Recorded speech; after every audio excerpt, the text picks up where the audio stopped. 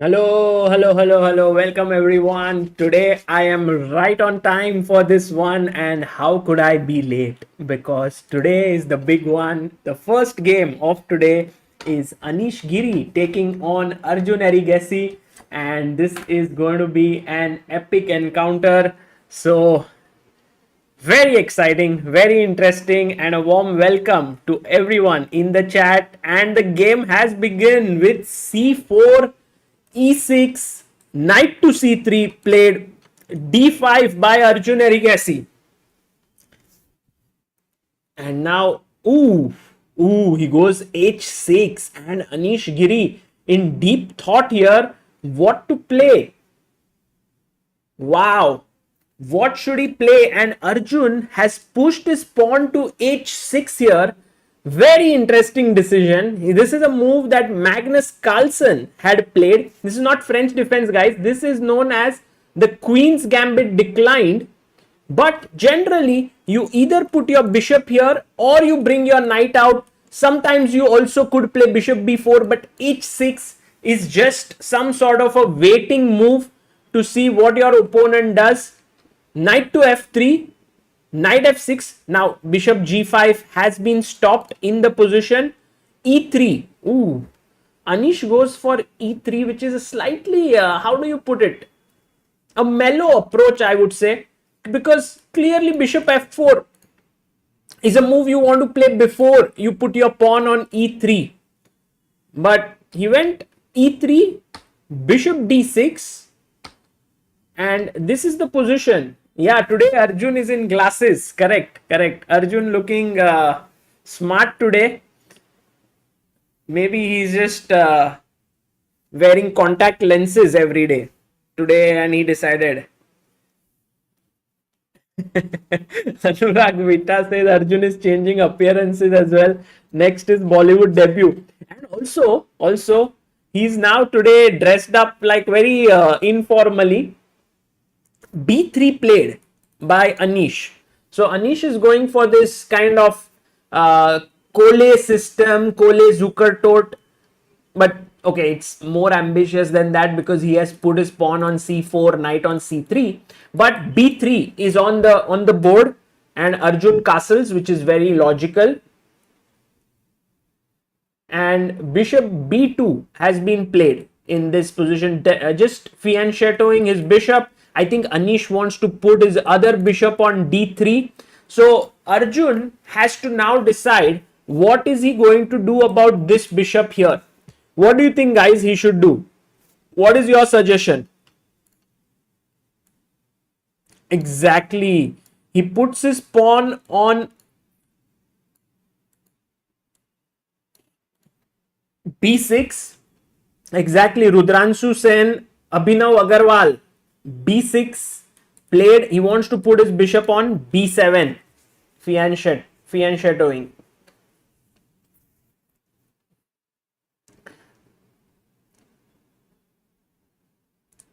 Now Anish taking his time, he's slightly worried. You know, the thing about Anish is that he is of course an amazing player, a world-class player, but he also respects the Indian youngsters a lot somehow. He's always talking good about them, and so he's always, I wouldn't say intimidated or worried because he's such a strong player. He would not feel that, but he takes his, he gives them respect, which is what yesterday, if you see, Mamedyarov didn't do that to Arjun, and Arjun sort of punished him and won the game. But Anish won't do that. He would be very objective, and if the position looks a bit shaky, he might try to play it a little safe. But that's Anish's style in any case. He's much more cautious in that way. Now castles has been played by Anish, and Arey Sandeep, thank you so much. Traveling dog, thank you for Guru Purnima wishes. Thank you, Forts of Fianchetto. Thank you, not YouTuber. Arey, so many people. Thanks a lot. Knight comes out to d7, and now rook c1. Guys, this is getting a bit intense because the threat is to take, and play knight to b5, when the d6 and c7 pawns would be under attack from the rook. So a very logical move is a6 here. And he plays it. He plays it. He stops it. Yes, Prahlad Sen, your move has been played here. And I like black structure overall. You know, black has played it very calmly. Knight here, bishop on b7. He's controlled the center. He might put his queen on e7. He might break with c5. One of his rooks could come to e8. The other one can come to d8. Or one rook can go to c8. This rook can go to d8. Matlab, it's all boiling under the surface. Okay? It is all, no pieces are exchanged. Queen comes to e2. He's like, arey, sab kuch andar. White also has nicely coordinated pieces. There was one thing which I had learnt from the book of Boris Avrukh, that when the bishop is on d6, you want to put your knight on d2. But when the bishop is developed on e7, you want to put your knight on c3. Does anyone know why? Well, it's not theory, Peter Cavanaugh, but it's a very logical way to plan. I could be theory, but it's just that both of them are playing logical moves.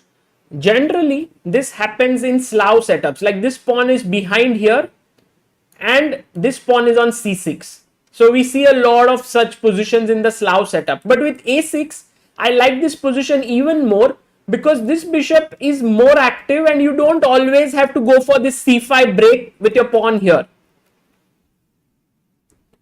No, so the thing is that when the bishop is here, you want to put knight e5, but you cannot, because there are two controls. So if your knight was on d2, your bishop could control e5. But if your bishop is on e7, then you can anyway put your knight on c3, because knight e5 anyway comes. So that's the small subtlety there. By the way, Anish has played e4. And I think this is an invitation for a lot of exchanges. Anshika Goel says, hi Sagar, your stream makes my night. Arey, Anshika, that's great to know. Today we have only 3 games. And by the way, for all those who are not aware, these are the standings of the tournament. All those who will finish in top 8 will be able to move to the qualifying round, like the knockouts. So we have Arjun on 2nd position. Most likely he should make it. Duda, Savian, Rapport, Jiong, Mamedyarov, Aronian, Anish Giri. So very, very strong field here.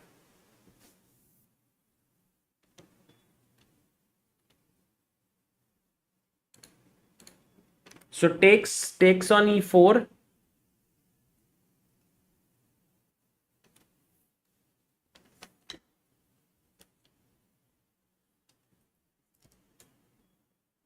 Yeah, I think so. Arjun might be already through. Oh, by the way, look at this nice idea by Arjun. After e4, d takes e4, knight takes e4, he goes and exchanges this bishop with bishop a3. So Arjun here not really taking any stress, just making the best moves there.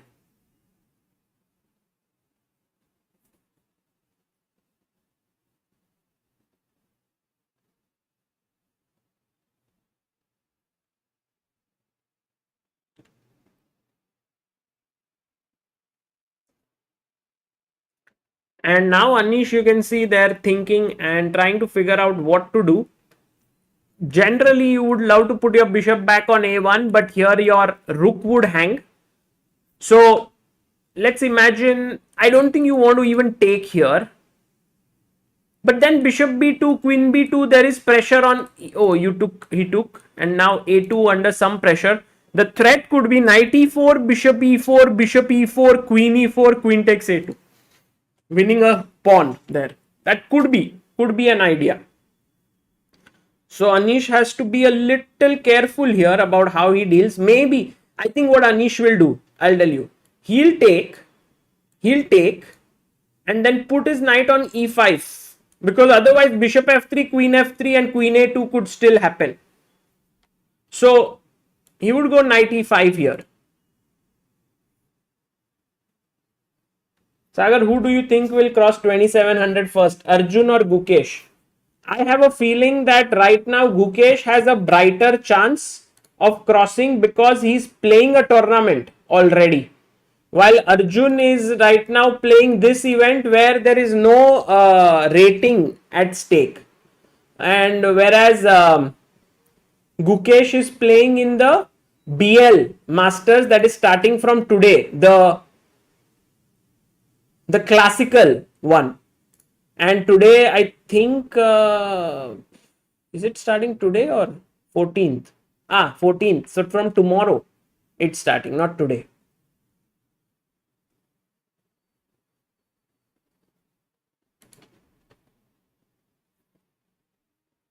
Yeah, he's in BL.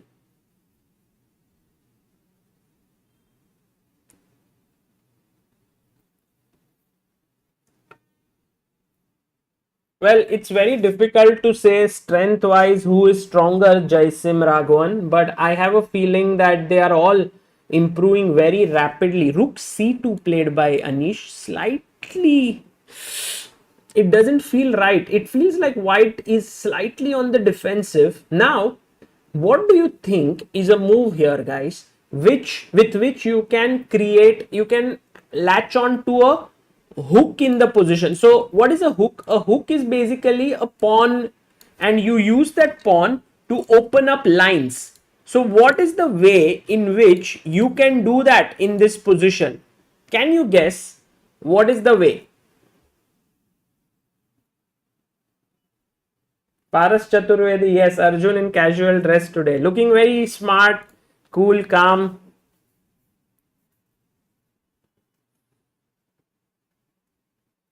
So some of you are mentioning c5, but I thought here, and let me look at what the chat suggests. c5 is the main move, but I was thinking about this move a5 with the idea of a4, sort of softening this up, opening up the rook. And so a very big shout out to Paras, what's in the name, Smith, Lord Wiz, Shreyas, Ritik, Debapreet, Mysterious, Incognito, and Manas Vadapalli. Well done, guys. Okay, but Arjun had no such ideas. He was like, Arey Sagar, all these breaks and all, why to get into that? Let me centralize. He puts his rook on d8. And now Anish puts his rook on d1. So either this game will, a lot depends on the will of the players here. Either this game will be a very, very steady, sort of an equalish game, or very soon we will witness some fireworks taking place.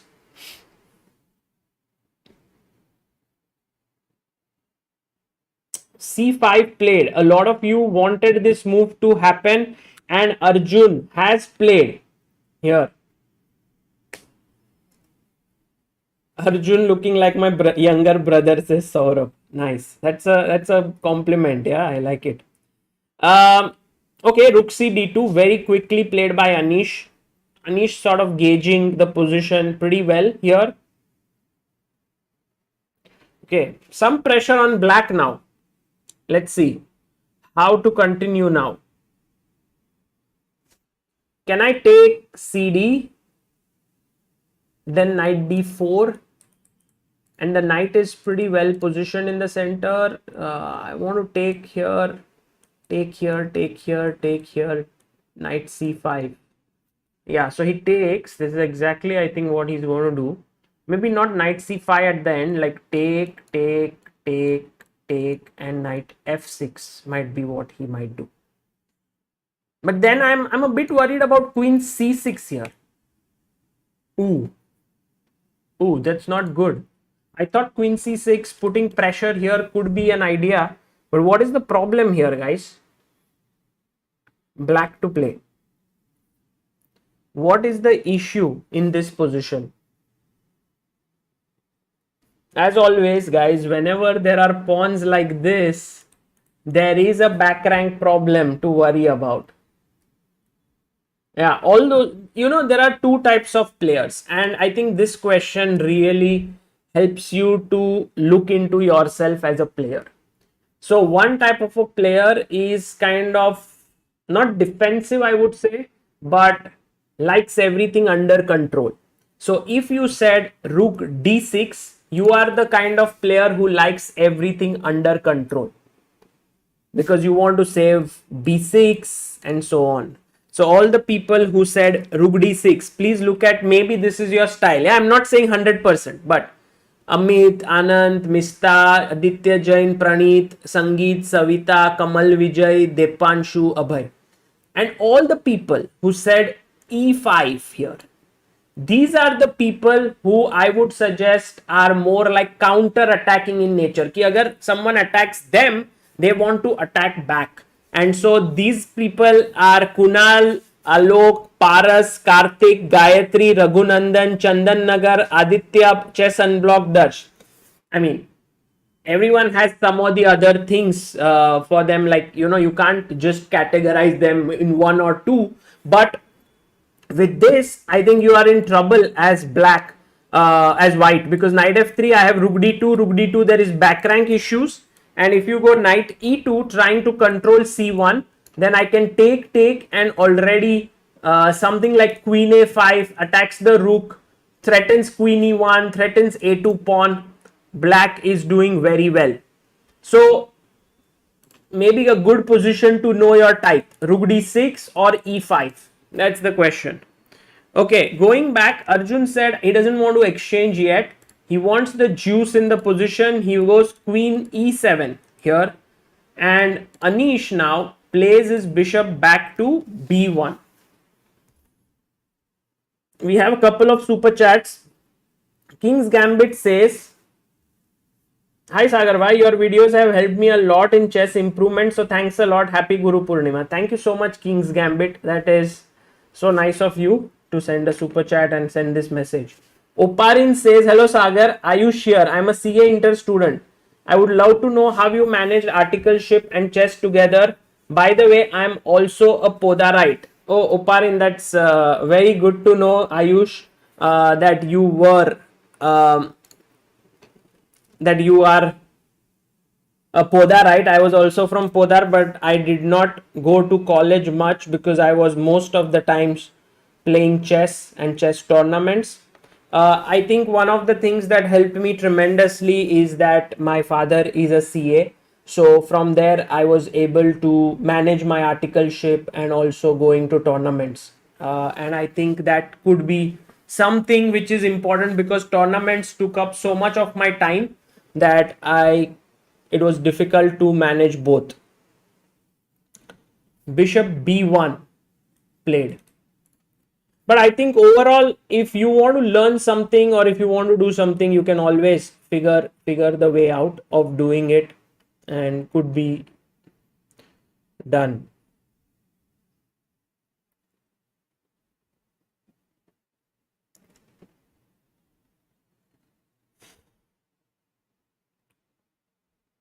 So bishop goes to b1, and now black is trying to figure out how to continue here.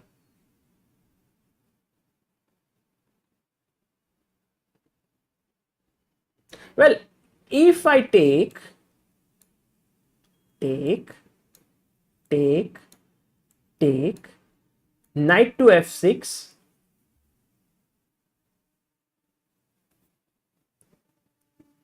well, I would love to play knight c6 here as a move, because then there is this and this, but then black has a strong move here.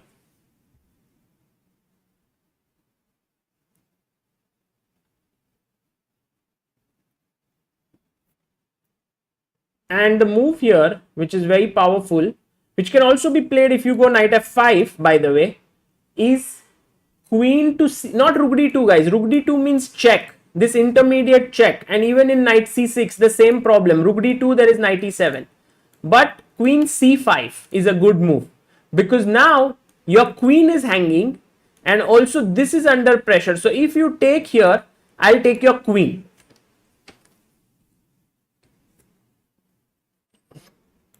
Okay, now after bishop e4, knight f6 was played, and then after takes. This is the position on the board right now. Muhammad Uzair says is playing on real board better for blindfold. Um, well, if you're playing blindfold anyway, then it doesn't matter, right, whether you are having a real board or not, because you have to think in your head.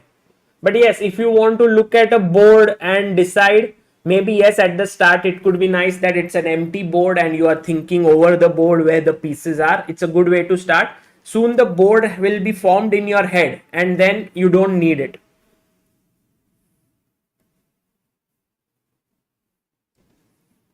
So queen to f3, and Anish here trying, oof, queen e4. Wow, that's a nice move. I was thinking if he takes here, Anish might have wanted to take with the knight and then take control of the d file sort of. Okay, it's a small edge here, very small, because rook d6, you're putting pressure here and here, that way. But okay, the queens are traded, rook comes to d3. Oh, they are going for a draw. They're going for a draw here. You can see Anish there looking up. And Anish is shaking his head. He's like not so happy. Arjun really had to sweat very little for this half a point. And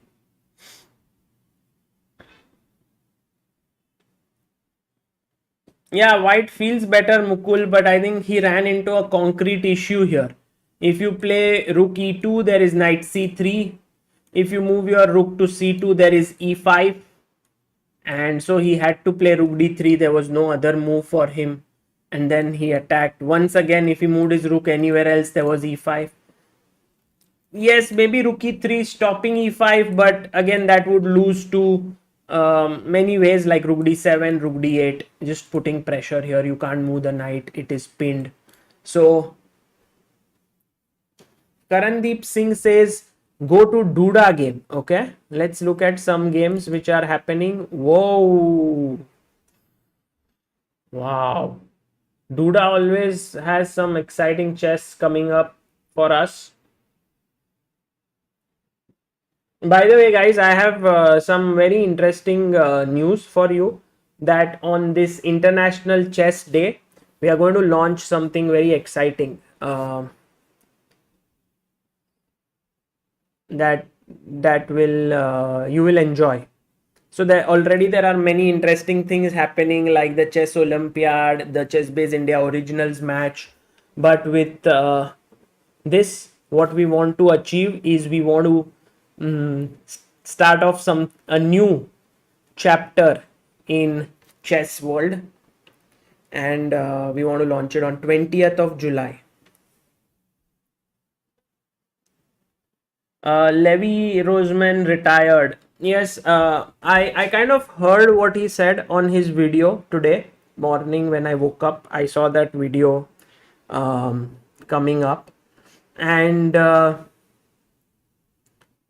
I think what he mentions is exactly the reason why I sometimes don't want to play, because once you are not able to focus entirely on chess, when you have other things as well, at some point going through the grind becomes difficult. Like as he said, I don't feel like studying all the openings, I don't feel like spending time so much time with trying to 5 hours to prepare for a game and all of it.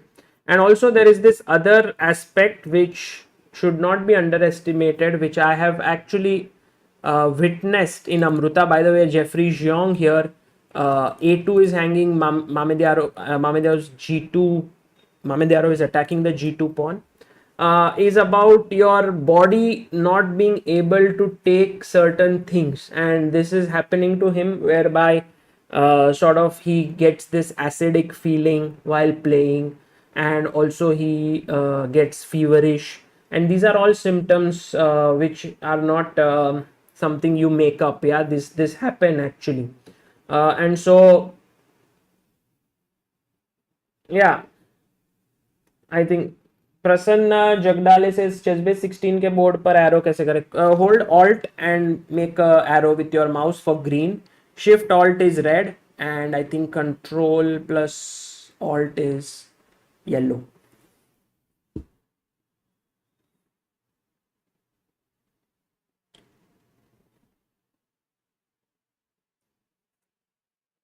Okay, let's have some other players. Jeffrey Jiang here, and we also have. Let's look at even Hans. Someone said Hans Niemann's interview yesterday was very heartbreaking. What did he say that was so heartbreaking?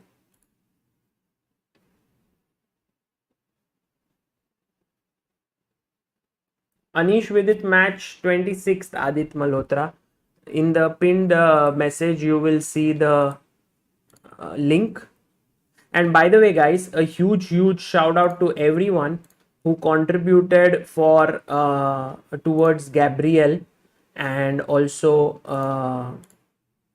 yesterday we were talking about Bella and her son and how she's in need of funds. So a lot of you came forward, I know for sure. And if you look at it, it started from 1400 euros yesterday, and right now it has reached this amount thanks to the support of all of you.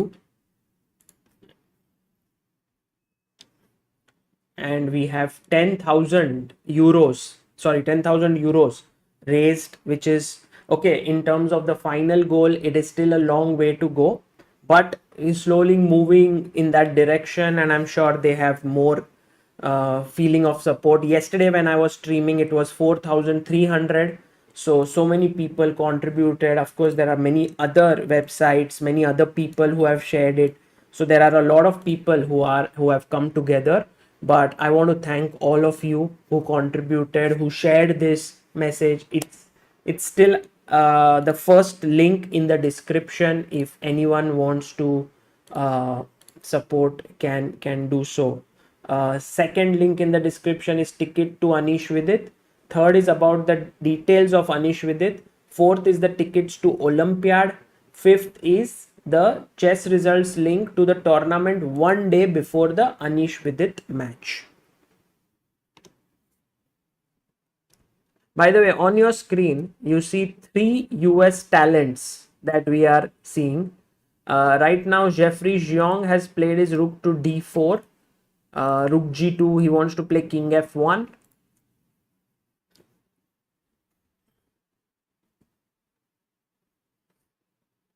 Yes, Sai Prasanna says Rapport is a gentleman. He donated 1,000 euros. Correct. Absolutely. Aditya Mittal, do you also think Vidit didn't perform in his full strength during a match? He finds all the best moves during commentary. Yeah, it's there are many reasons why a player becomes a top player, and there are many players who might be in terms of analysis stronger than certain players. Like for example, I have seen that whenever analysis is being done. By the way, let's look at the game of Zhu Wenjun and Niemann, because both are very exciting players, and we can learn a lot from their games. So Zhu Wenjun is attacking. By the way, she's the current women's world champion. So what I was saying is that there are many players in the world who analyze beautifully and amazingly well, but when it comes to playing, there are many other factors like stress, tension, and many other things that go into it, and sometimes they are not able to fulfill their full potential while playing, result oriented and many things. So I don't know if that is what goes on with it or with any other player, but I have definitely seen that happening to many people where they are not able to play at the level at which they analyze because of various reasons. And I think it always involves in fixing certain problems, and once they are fixed, their level also rises. Look at Wenjun's time. Ooh, knight g5 is a big mistake. Rook d8 check. what did he miss? Neiman. Oh, Neiman simply missed, I think. Look at him. He simply missed after bishop g5, king g5, queen g5, bishop e4. Look at him. Look at him there. He's like, what did I do? He's just not himself, yeah. He's just not himself. He's so expressive. Bishop e4. Zhu Wenjun is happy with herself. She's smiling there. Not smiling, but at least pleased that she's won. Look at Hans Niemann's time. He had 12 minutes. Zhu Wenjun had 2 minutes on the clock. But this king is checkmated. It can go to h6, but there is rook h8, mate. And if you go knight g6, h takes g6 is coming up. So, Chess Unblocked says, when is next episode with Sarvanand sir coming? They're absolutely delightful. Great content. Did you see today's? It was on Judith Polgar. As promised yesterday, it has been put up. Some tremendous bit of editing work done by Abhyudaya. Also, he has put in a lot of effort there. And you can check it out. It is on... Anon says today's episode on Judith was great. Okay, that's so cool to know that you guys watched it. I think it also helps you overall to sort of know more about chess, and that is already very cool. There should be a way like a test to decide how compatible is your body with the game of chess. Amay says. Yeah. D3 played here. Levon Aronian.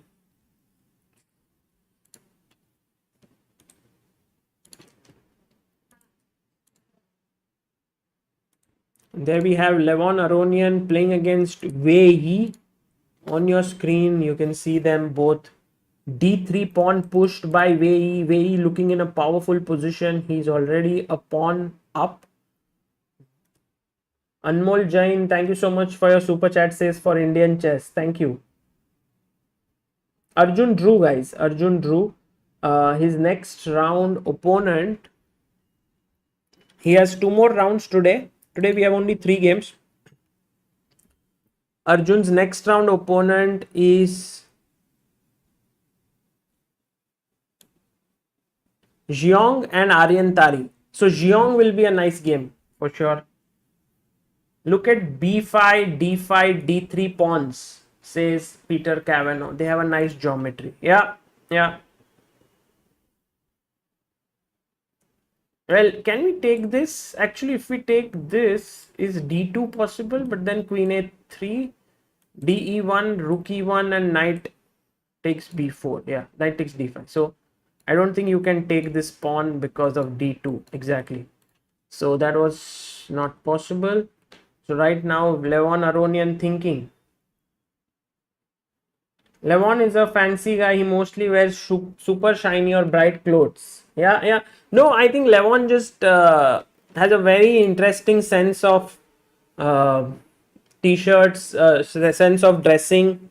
Even when he was in India, I think when I did the interview with him, he mentioned how his shopping was done by Annie, who is his girlfriend. Okay, so queen f4, knight takes a2 happened, and queen came to d2. Now he's attacking the knight. Now the knight is kind of trapped right now, but it is not fully trapped because you can always defend it with rook a8. But I have a question for you guys. After rook a8, why is this a blunder? What is the move that wins here for white? And what actually, instead of the move, let me know the theme that wins.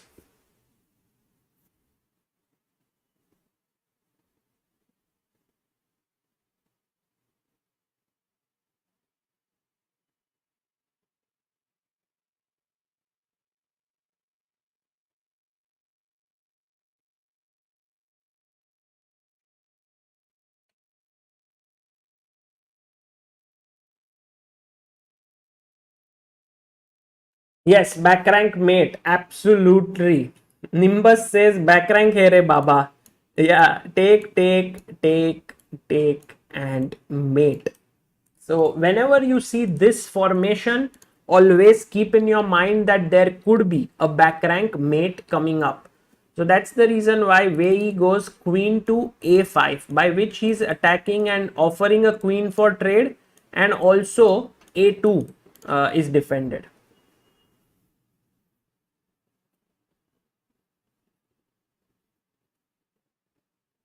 If Zhu Wenjun,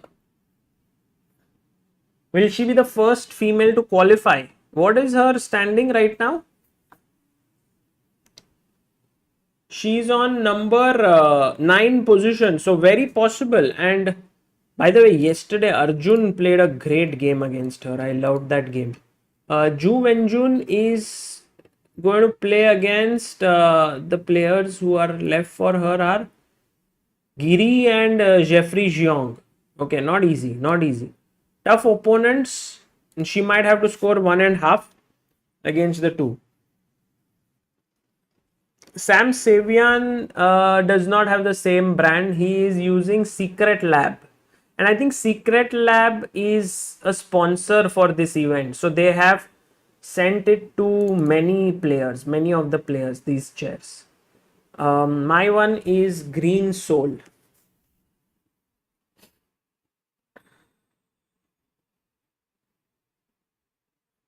Sushovan says, loved every moment of the Polgar episode. Every story with Sarvanan is so delightful. It's amazing, you know, how Judith Polgar managed to score 12.5 out of 13. How three sisters basically ended the domination of a nation on chess. Before that, Georgia was sort of winning almost all the Olympiads because their team was just so strong. They had Chibudanidze, Goprindashvili, they had Io Silani, they had Nana Alexandria, such great players. And here come three girls from one house, Judith, Susan, and Sophia, and they are able to win the gold medal at the Olympiad. So it's an amazing. Bhavika Salvi says, Judith has been my inspiration to start playing chess. Plus Sarvanan stories, maza hi aa gaya. Exactly. Judith has been an inspiration for so many girls, and you know it's amazing. In fact, she has been responsible for many. Like I remember some of the girls who have started playing more in the nationals where boys are playing to compete with them. These girls are inspired by Judith, Humpy. These are some of the trend setters in chess. Abhinav says, what is different in Georgia that women players are so strong? Yeah, I think there is a stream on Soumya's channel, Soumya Swaminathan, where she spoke with Katie, who's from Georgia, and they discussed about this subject. I think at that point, Georgia was part of USSR when this happened. So you could say that they were all part of this one. But still, Georgia keeps creating strong players. I don't know of any young talents now, but definitely Nana Zagnidze, Bella Khotenashvili, Nino Batsiashvili. These are few of the women players who are grandmasters.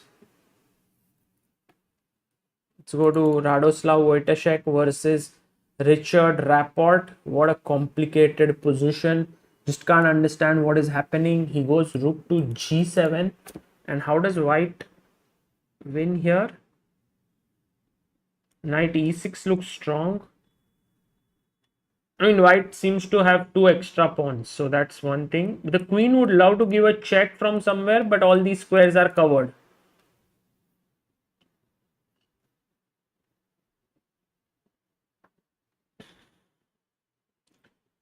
Peter Cavanaugh says, Sam Savian is a 2700 player. Has he reached 2700, Peter? I think he's still a little far away from it, no?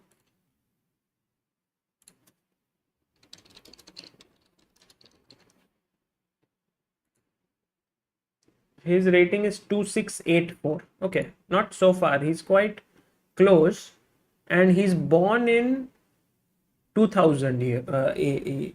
So he's around 21 years old. He's one of the youngest people to achieve GM title and became 2600 very young as well. Only recently did he break into 20. I don't think he's broken into 2700 club, or maybe I'm missing something.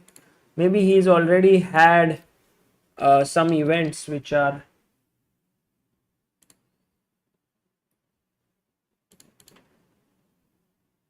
Yeah, I think he's still 2684 or something.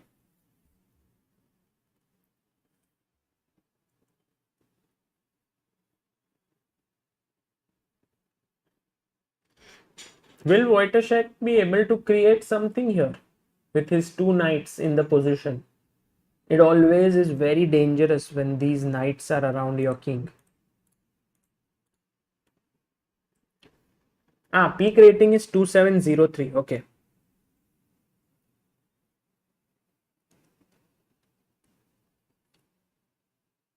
Got it. Got it. Okay.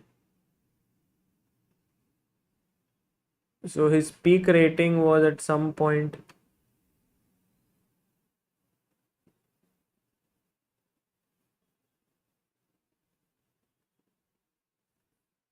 Thanks for that info.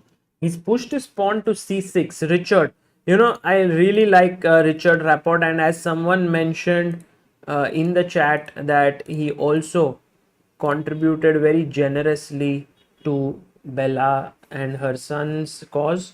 Second, that is Richard, and that is Wojtaszek. Queen goes back to e5. He wants to fork here. Again, the knights are very dangerous, very, very dangerous. How should white continue? What would you do, guys? You would see the bar and you're like, oh my god, he's totally winning, but there has to be a way to continue. Maybe queen d5 is what I might think of. Is that a good move? It's not so bad, it's playable. Mamedyarov blundered and resigned. What? Jeffrey Xiong won. So this was the position. Mamedyarov was doing pretty okay. Came in a6. Oh, he missed bishop. Oh my god, he just missed it. Bishop e3, and it's a forced mate here. Wow, that was a nice one. Thank you. Chess is more than fun. And check. He thought the king has to move and he can take, but the bishop blocks here, and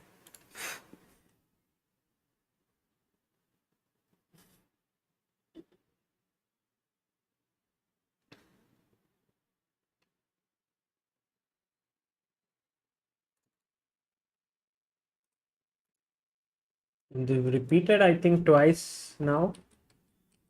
Queen e5, queen d5, queen e3, queen g2, queen e5. Now, of course, Rapport is not going to go back. Yeah, that move came out of nowhere. Naman.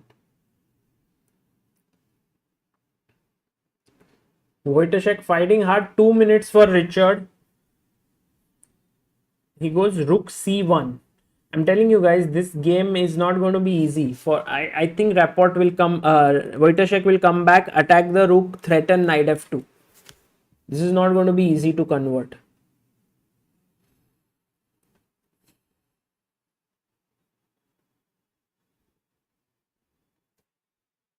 Okay, guys, I have one question for you while we are analyzing this game. Is there some sort of a project that you guys have been wanting to do for quite some time and you guys have been always putting it off? Anything could be related to chess, could be not related to chess. By the way, queen e3, rook f1 forced. Is it a draw? Look at this. Rapport shaking his head, and it's a draw. Oh, wow, Wojtaszek gets a draw, a threefold repetition in a completely winning position. His queen e5 here, Rapport could play queen to b2, and somehow he would still have clearly a better time, a better position.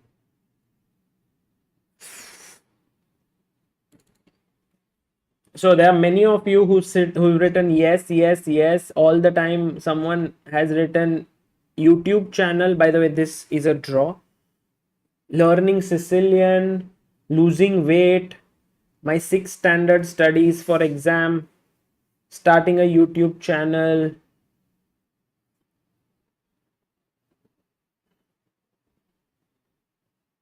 uh, learning Japanese. Abhinav says, I wanted to open a YouTube channel, wanted to come for CBI Chess Club but couldn't make it. Switching jobs. I want to build my own personal website. JE preparation, job switch. Deepak Kanan says always wanted a girlfriend but never got one. Okay.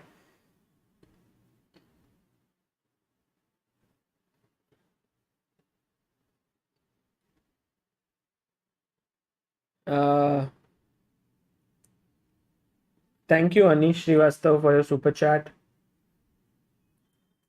So, have you ever thought like, why? What is the reason that you are delaying it? Like, is there any specific reason when you think of it, or is it what would you say? The way we have Duda still playing against Aryan Tari. If generally under pressure, Duda handles it much better. So I am thinking, but here he's a pawn down, so maybe this should end in a draw.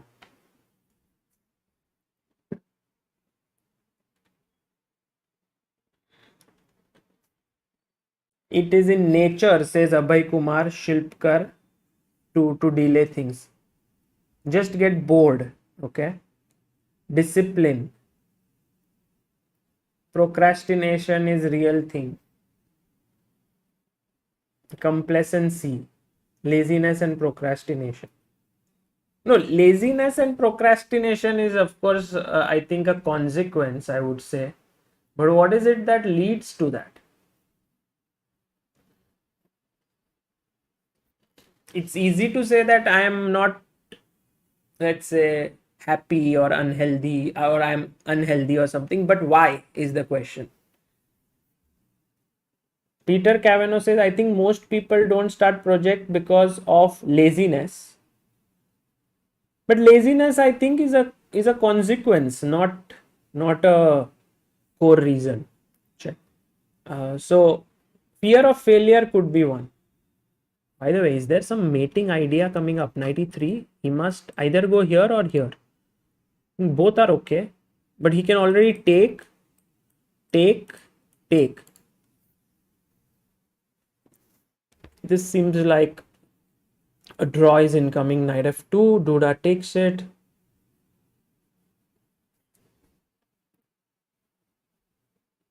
Different priorities. Chinul says. Laziness. Just don't like some things naturally, and doing this is real pain for me. Lack of motivation. Mental energy it takes. Duda. Chashma किधर था? Got comfortable with job. Need to change.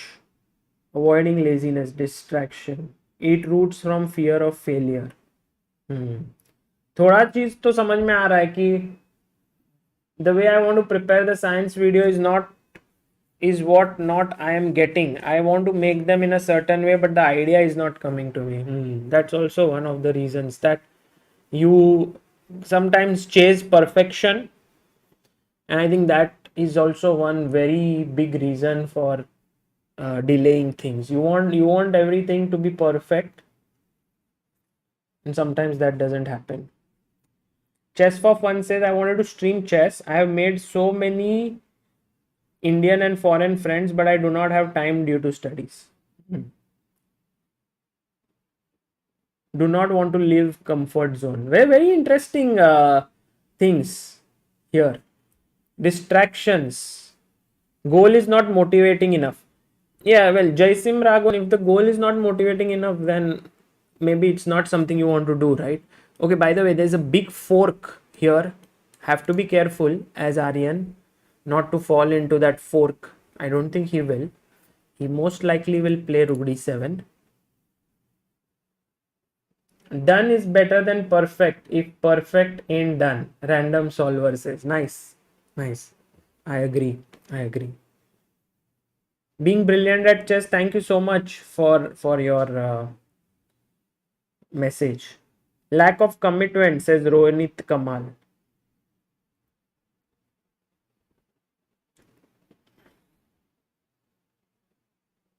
Too many things to do become overwhelming to start any one of them.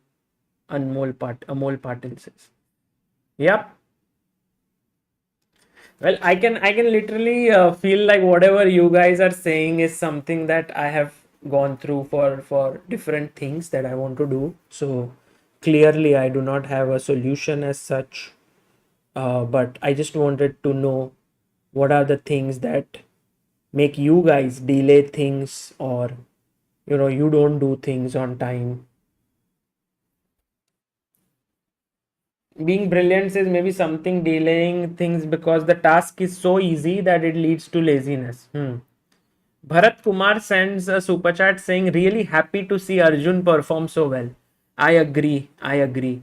I think Arjun, the way, the ease with which he has made it to the top two in this tournament. By the way, all those who are wanted to see the standings, these are the standings.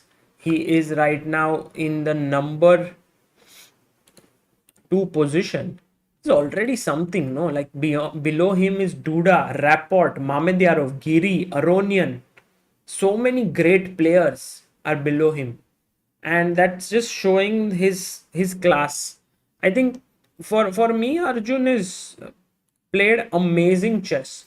And that day I was asking Amruta that we have done commentary for so many Champions Chess Tour, for so many events. What do you think about Arjun? What makes him special? What is it that he is doing right which helps him to beat so many world class players?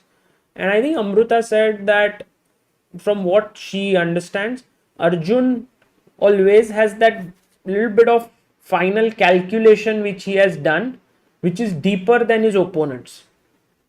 And he's always seen that little bit of extra stuff there in the lines. And I think that has really pumped up his uh, score. Always he has this. By the way, this can get really, after knight b4 can get tricky. Knight c6 check upcoming. Rook g2, knight c6. Do you want to go knight a6? But I think Duda is not afraid. If you go here, what about rook c7? He just wants to go back.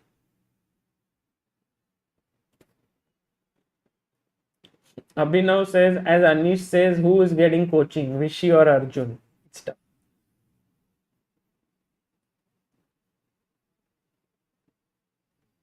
Savian and Duda are still undefeated at this moment. Wow.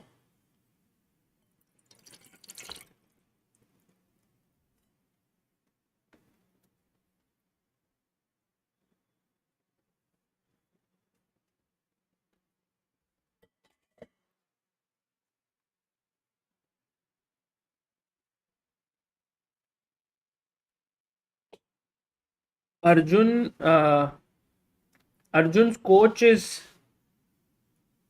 Oh my god, what blunder! Rook c7. Why rook b2? Why? He didn't play this because of king b4 here. King a5 here. King a6. Oh my god. Here, and mate. So that's the reason why he went rook b2. He could have given a check here, and that was equal. But he went here, takes. He just lost a pawn, right? I mean, he just lost a piece. Isn't Aryan Tari now winning just? Mouse slip, says Soham. Also, Peter Cavanaugh, it was your curse. Yeah, you said he's been unbeaten. So I won't take this for myself.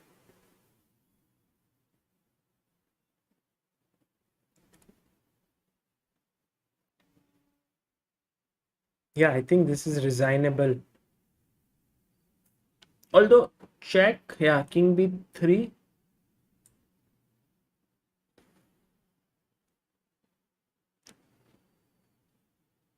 Rook c1. Now, I don't think you should take, because after king b6, you might have technical problems. So you might lose the b5 pawn. So let's be a little more careful here. Let's not jump. Knight d4. Yeah, that's a good move. Just keeping control here, making way for the king to go to d5 in future. Chess is so tough, no, guys. Even players like Duda, who are the best in the world, they blunder in such positions. Like Rook G8 was a blunder, but Rook C2 was not. Check.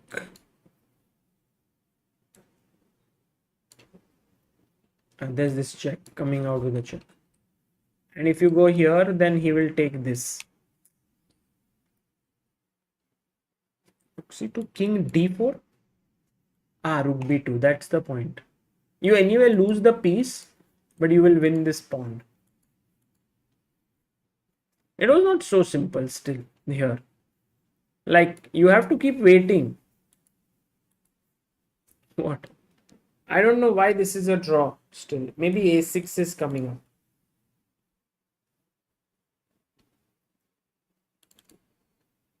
Okay, Aryan has to still थोड़ा तो ध्यान रखना ही है, because at the end of the day, if a6 comes, it can lead to a draw.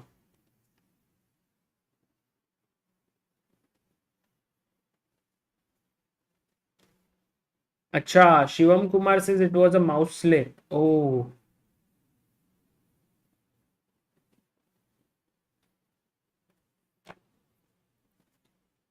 King d5. Anish Srivastav says difference between the style of Gukesh, Nihal and Arjun. As they are all young, their styles are still evolving. But if you had to,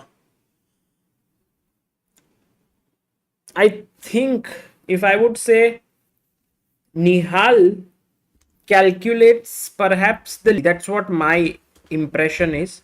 Nihal has very good intuition and positional understanding.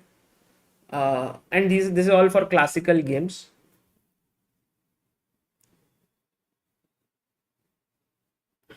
Gukesh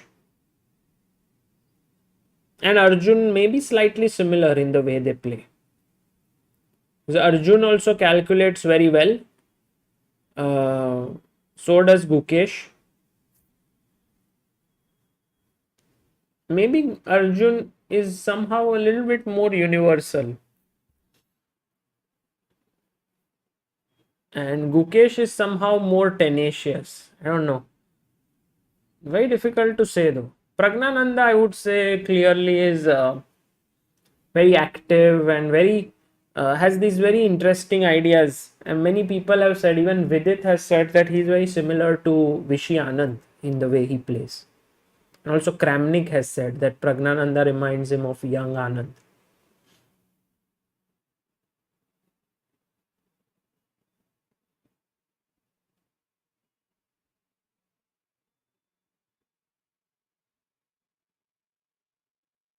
Akshay Kumar says Sagar in an interview with Gukesh told his style similar to Nihal, but Arjun is something different. I also feel like the players are evolving so much. Like there was a point a couple of years ago when Gukesh was hardly using engines. Now that he's reaching close to 2700, he's making more use of it. His style is evolving, it's changing. But I think overall the style, whenever I have tried to talk to these players and do by the way, they are back. I think the games should start very soon. It is Arjun versus Jeong that will start now, and I think this one Aryan will win now. He's clearly winning.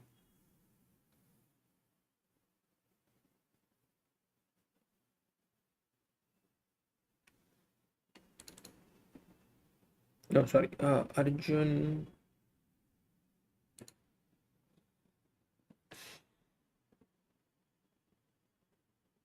Chess for Fun says Prag was at a verge of winning, but then he gave up his advantage. Ah.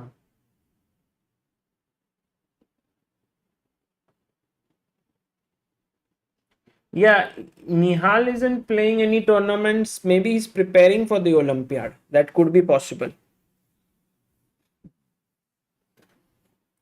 So, guys, an important clash is going to begin. It is Arjun Erigesi versus Jeffrey Xiong. On one hand, you have this young Indian talent, 2688. On the other hand, you have Jeffrey Xiong, US talent. I think Jeffrey, if I'm not mistaken, is born in 2001. 2000. He's born in 2000. So he's 21 years old. Arjun is 18 years old.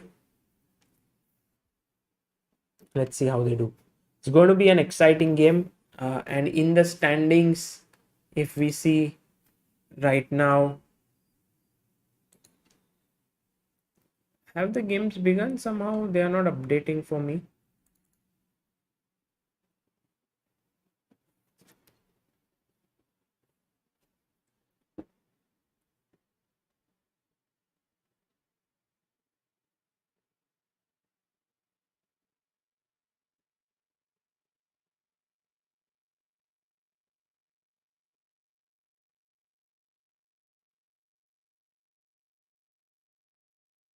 There's some delay in the start of the round.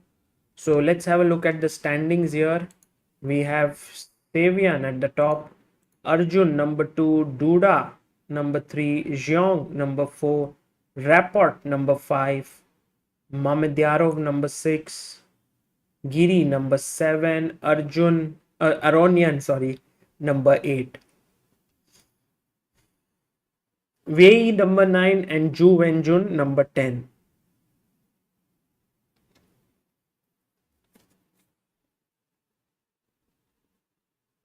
No, many people say that there's nothing like style in chess, but I don't think so. There's always a style that is attached. That is your core thing. You might be able to become more universal, but the thing which you have been doing since many years does become your strong point. For example, for Anand, it's very natural to attack, and then he's become very strong positionally and all of these things. But at core, he remains an aggressive player. The same with, maybe, let's say, Magnus. He is very positional, loves to play end games. Yes, he was aggressive when he was young, but the way he grinds out his opponents now, the style of his nurturing small edges, something he did since a young age. He used to keep playing on and on. So there are certain things which stick with you, over the years.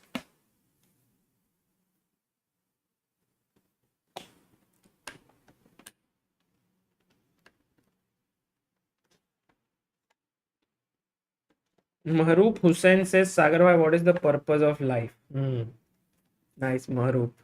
Maharoop, you want me to go into a stream whereby we just give up on what we are doing and then we discuss on the purpose?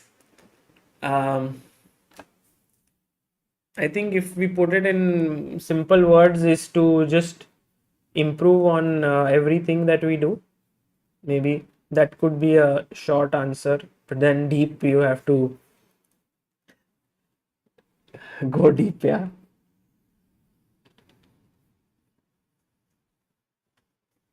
Rahul Gosal says Sada Dosa OP. Thank you. Is the next round at 11:30? No, it should start at 10:30.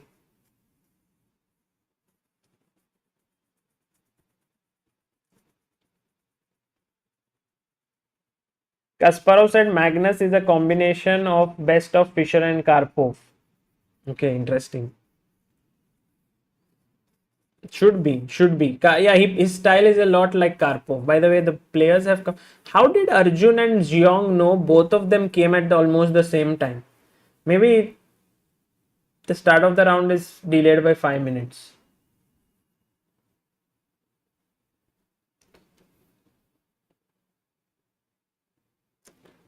Bhaumik says Shaq, Levon, Anish, all three legends at 18 points. It will be interesting to see last three rounds. Yeah.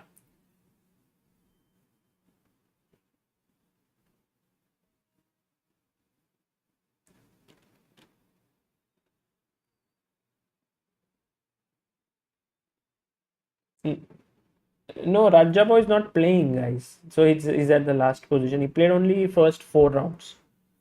Harshit says, Hey Sagar, where do you see Indian chess in next 5 to 10 years with young talents like Arjun, Nihal, Prag, Gukesh and more taking the charge? I see that we will be dominating in many of the events that are happening all across the world. And there will be more talents coming up. Chess in India will get more popular as the days go on. It will become one of the most popular sports.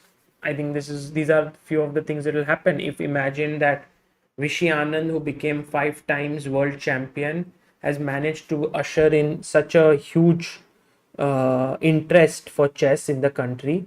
Imagine if there are 4 or 5 such players who are constantly performing amazingly well. Also, my another feeling is that there should be a constant new generation coming up and reaching there. So I would say that while these 5 6 talents are clearly showing great potential and are reaching closer to 2700, um, there has to be a continuous kind of a thing that keeps happening, that more young talents who are right now, let's say 10 12 years old, are also tapped in these talents, and then you are able to make them also better players and so on. So it should constantly keep happening. That will ensure that um, but I think it's also very natural, like for example, recently Chess Base India went to cover under 10 nationals, and the under 10 national champion, I think his name is Vivan Shah, was asked who's your favorite player, and he said Arjun Arias. So you see, these they are not like, they are like 7 8 years elder to them.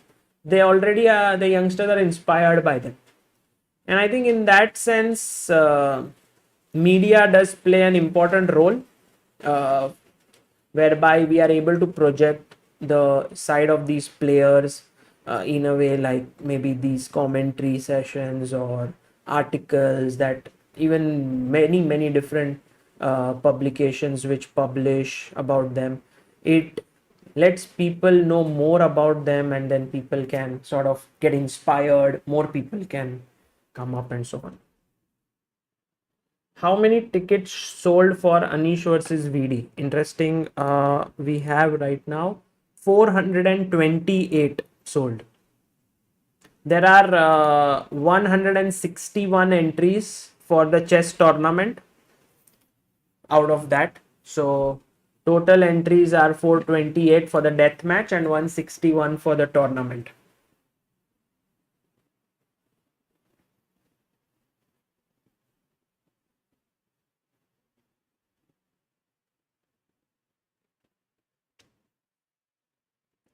Amandeep Singh, Olympiad is classical. Gaming Forever says, when do they sell out? I think one of the things is that at by around 20th of this month, I have to take a call. That is after 7 days, because we have to order those headsets by which people can listen to commentary during the match. So they will come from Delhi, and so we need to know exactly how many people are coming, and it will help us to plan that way.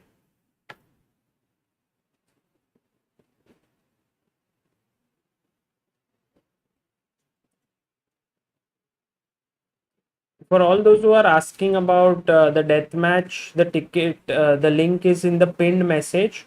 And if you are not aware of it, then it is a match that is going to happen between Anish Giri and Vidit Gujarati. Um, that will take place on the 26th of July in Mumbai over the board, and it will happen in Dublin Square. It's a very nice hall. We will make very nice arrangements. You will have a great time.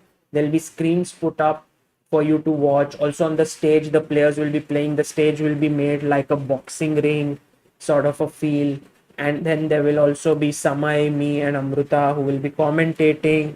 There'll be a hand and brain match that will happen there between these OG comedians, stand-up comedians. And the format is very interesting: blindfold, rapid, no castle chess, chess 960, and so on. And we also have a prize fund of 8 lakh, winner gets 5 lakh, the runner up gets 3 lakh, and so on. The rapid event there is on 25th, and it also has a prize fund of 50,000, and all those who top 10 also get to play in a simul with Anish and Vidit. Few things about that. Okay, guys, the game has started. D4 by Arjun, knight f6 by Xiong, and the London system on the board. Pushkar Gupta, we have a capacity for 1,000 people in the venue. D5 and Arjun goes E3. So this not developing the knight soon is a very interesting way of playing the London. He goes E6. Now, I want to play knight f3 here. Did he play bishop g3? No, I don't think bishop g3 he would have. Yeah, he went knight f3. He put his knight out. C5, logical. Now, c3 used to be played, but knight d2 is more logical. Oh, queen b6. Is he going for some pawn sacrifice line? dc5, dc5, dc5 मारना है. dc5 मारना है, if I'm not mistaken. Rook b1 is a very solid move, but I think Arjun will take. And maybe we will go into this, some kind of a territory here. Let's see. Arjun taking his time. He is just assessing what are the possibilities. I'm sure he knows this. There are many games.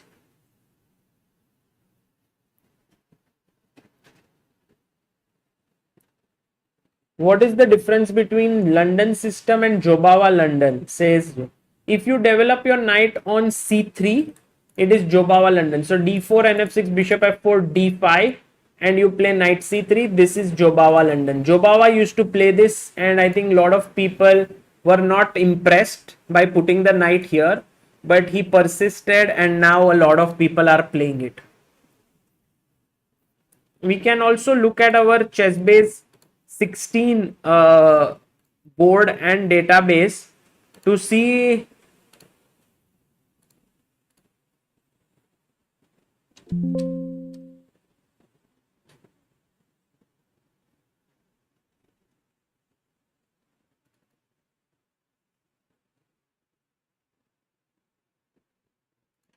how many times this position has reached.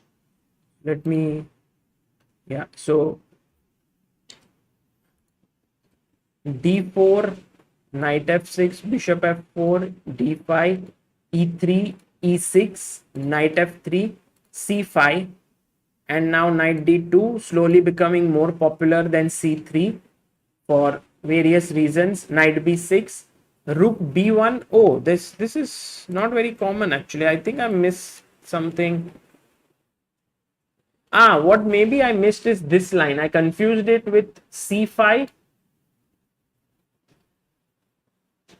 knight d, no, knight f3, queen b6, and now something here. Maybe this is what I sort of maybe got confused with. Yes, dc5. Yeah, this line, correct. This is the line with knight on c6. But here with queen b6 soon, it's a little different, and maybe rook b1 is the most logical move. Let's see what Arjun comes up with. Did Arjun make his move, or is he still thinking? Arjun plays his pawn up to c4. Wow. Not rook b1. He is ready to give up the pawn here on b2.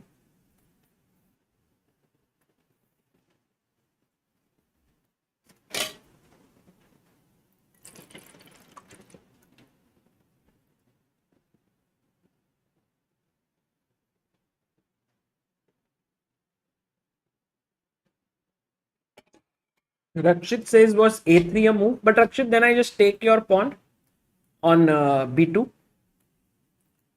There's no knight a4, no, to trap the queen. The knight is on d2, so that should not work. Okay, he takes on d4. I'm interested to see how Arjun takes. You know, this pawn on b2 is very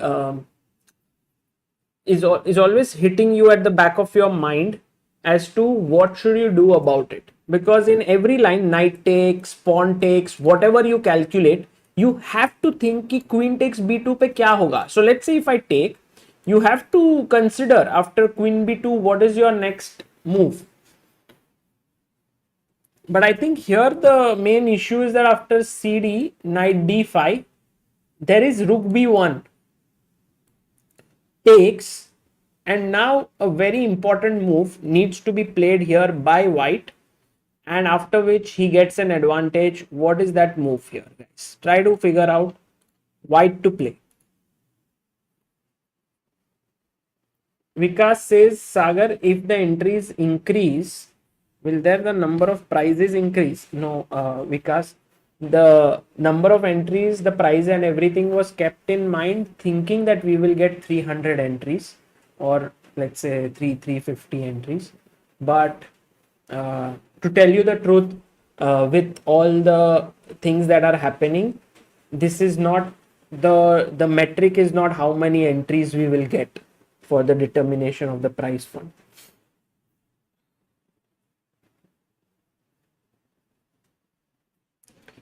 And the move that has been mentioned by everyone here is bishop c4, but after queen a5, this is okay position for black.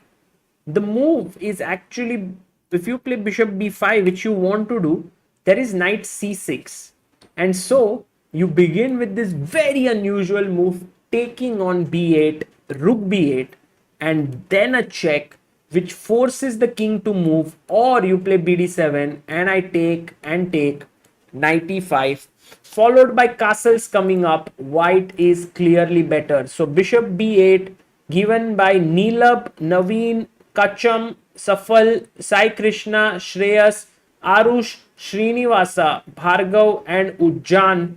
Well done, all of you, for finding this move bishop b8, which is slightly unusual in the position. Now, going back to the game, after this did not happen. He took with the pawn. Jeffrey took on c4. Knight takes c4 happened. Bishop b4 check, and now Arjun very happily put his bishop back on d2. So this bishop b4 check turns out to be a crucial error, it seems to me, because after knight c4 he is attacking the queen and the d6 square, and if you go back, should be okay position, but instead he goes for this check. Bishop d2, he takes, Arjun takes with the queen, still attacking the queen, so the queen drops back, and now Arjun, of course, a very classy player, sees the opportunity and he seizes it. Sees the opportunity and seizes it. So what's the move here? I think many of you would have spotted it. What is the move that white should play here? Think a little bit deeper, because many of us just play a natural move like bishop e2 even without thinking, and then after knight c6 or castles it is equal. But Arjun finds this amazing move, queen to b4, which has been spotted by so many of you in the chat. But guys, live board dekha na tum log ne?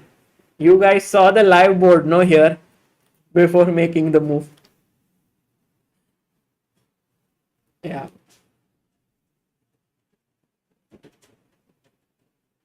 Srinivas Shrikant Podila, bishop takes b8 is considered as bishop b8. Yes. If you write bishop x b8, it will consider in bishop b8.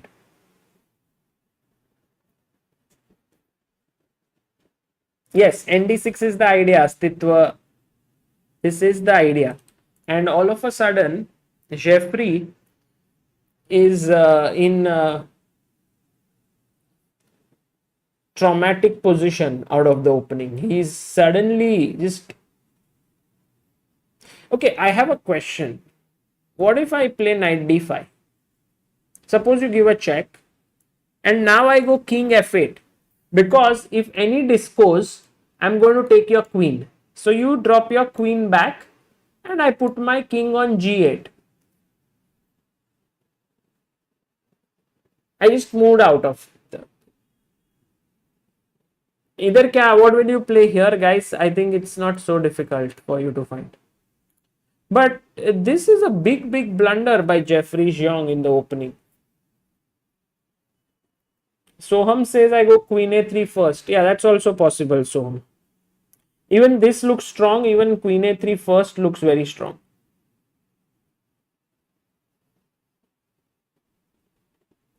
Yeah, knight to e5 is absolutely correct. Both the pieces looking here, and it is impossible to defend. And the right move has been suggested by Chess Unblocked, Sangeet, Savita, Vivan, Vishal, Satyam, Arnav, Gaming Forever, Dhruv Maheshwari, and Kushal Chaudhary.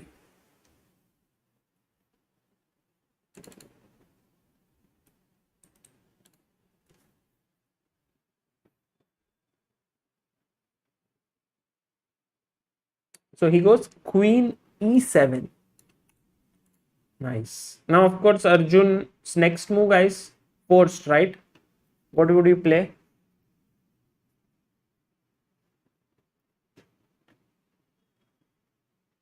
Jaideep, you want to go long side castle, but queen b4 was clearly strongest. So, you mean after this? It was possible to even go long castle, but knight e5 over there was pretty strong. Now, if you take this, you lose the queen. So, you must be careful at this point now. What does Arjun do? I think Arjun's move is pretty clear.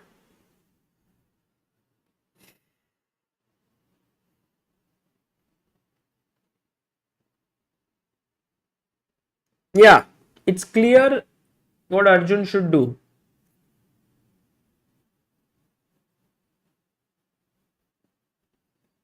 Yes, knight e5, no? Just knight e5 directly. And then I was thinking of knight e8, but then you have knight f7. So somehow your knights protect each other. Because knight e8 was putting pressure on this knight, which couldn't move because of the pin. But you take on f7 and defend this, and looks great. But also possible is knight e4. And I think still the same, knight e7, knight ef7.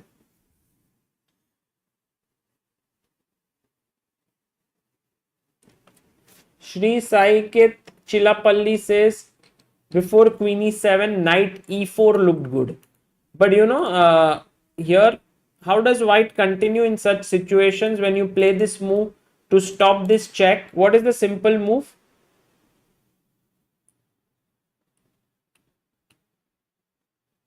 Yeah, Arjun's knights very powerful. Subhodatta, Neelab Borthakur, Savita Chess, Amit, very lightly played. Bish, put your bishop on d3, attack this knight, the knight will move and knight d6 check will come. So that will not work.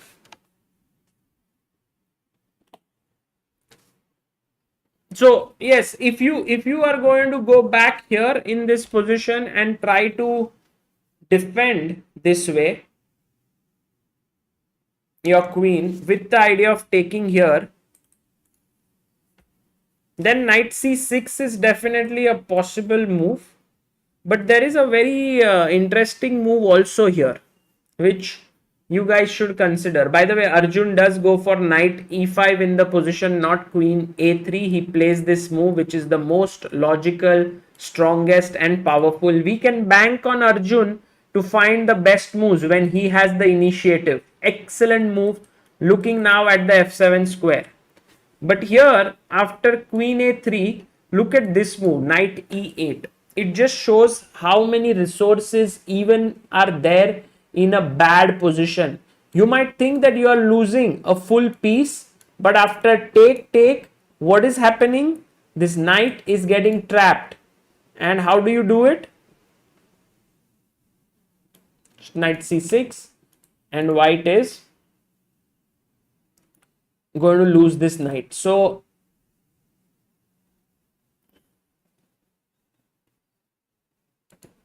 knight e5 is the correct move.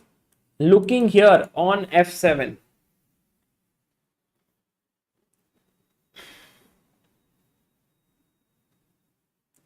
you know, Arjun is one of those players who Magnus spoke highly about at the Tata Steel when he won the Tata Steel Challengers. And before that, Arjun had played against him at World Blitz. And it's very interesting. I mean, what Chess Unblocked said is that it's surprising how Arjun's opponents go wrong against him so often. And I kind of feel like it's not always that his opponents go wrong. Like, let's say the last game of Anish versus Arjun, Anish made no mistakes, and there Arjun sort of held a draw very comfortably. So he also has tough games, but he hangs in there. And then whenever chance presents itself to him, he doesn't let it go. And that comes a lot out of his ability to calculate well. And I think it was Anand also who mentioned that he's just looking at those final moves in the variation, those little tricks which turn the variation in his favor. He has seen them before his opponent. Can black go knight c3 and knight d8 to protect f? You mean knight c6? Okay, that's a nice question by Jaideep. He says that, can I use my knight here? First I attack this and your queen. So if you take here, then after b takes c6, this also looks very bad, but at least the damage is under control. I have a feeling that this might happen. Let's say I drop back and then you want to play knight d8. But then you go rook c1, which is a very powerful move. Attacking here. These are the kinds of moves that you guys should find. Developing and creating the threat. These are the most, how do you say, the most satisfying moves out there.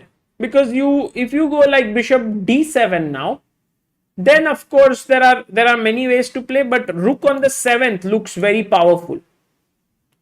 And this has happened, by the way. Knight c6, Arjun takes very little time and drops his queen back to a3. By the way, nice suggestion, Jaideep. It has happened.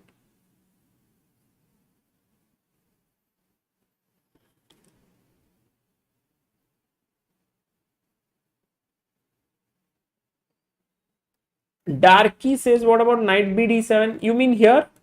But then I just take on f7, no? So that does not work.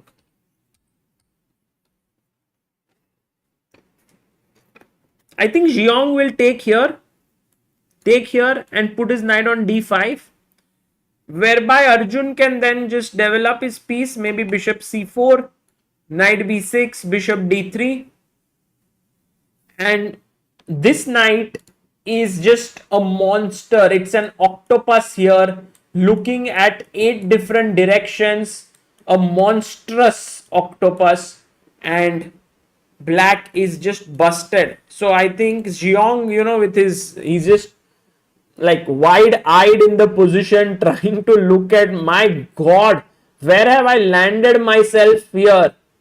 And he's just trying to find ways, while Arjun super calm, super cool. What about knight takes d4, threatening this? Guys, what would you do here? Remember this thing. If in the opening you can develop as well as threaten, that's the best thing you can do. How do you do it?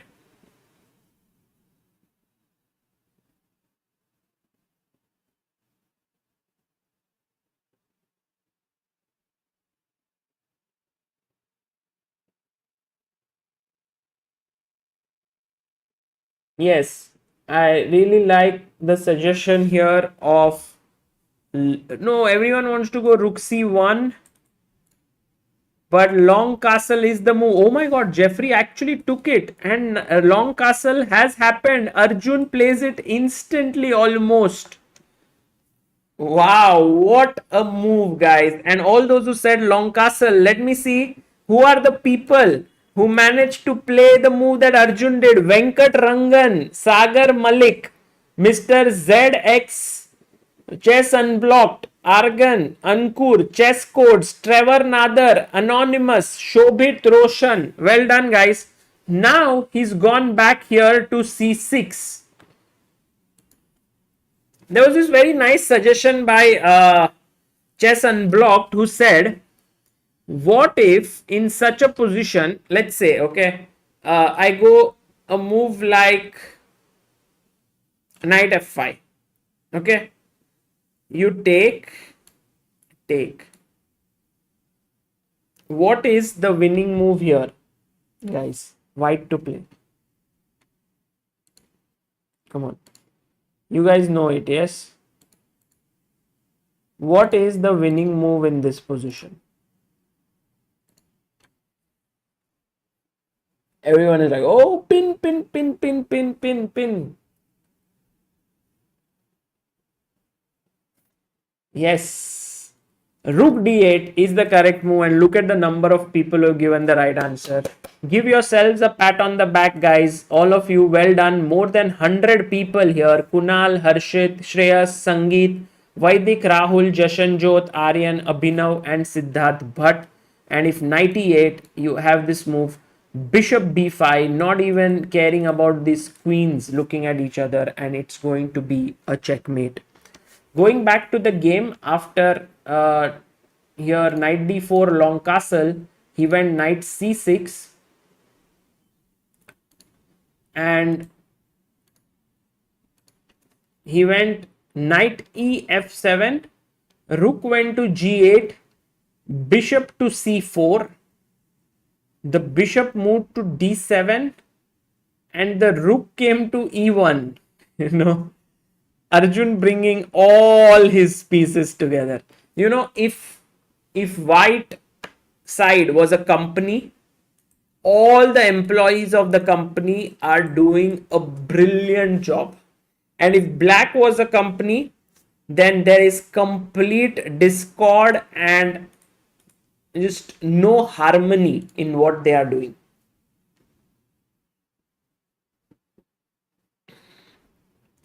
Yeah, just completely crushing. I don't know from where the winning blow will come, because as of now I don't see it, but I think Arjun will not care for that. He will just, he can even play king b1, king a1, knight g5 attacking here, maybe even look for some kingside expansion with these pawns. Also rook c8, which looks like an active move, is impossible because knight takes c8.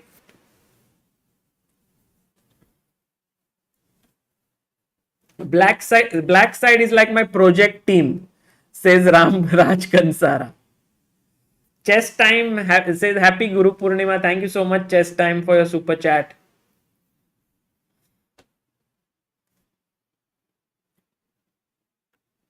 This picture is the picture of harmony, the white position. Let's see what black does now. Let's talk to the black pieces. Hello, Black King. How's your life?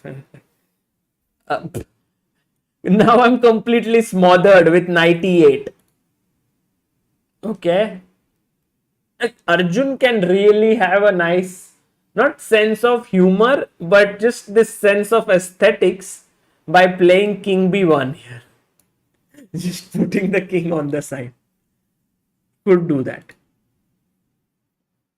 Ashutosh Mishra says, how is this position so much winning for white? Ashutosh, this is one of those positions where you should tell me why this is so much winning for white. It's just nothing's right going for black. So firstly, the king is weak, the rooks are disconnected, The bishop pawn is weak. It's just complete chaos. Can even go something like this.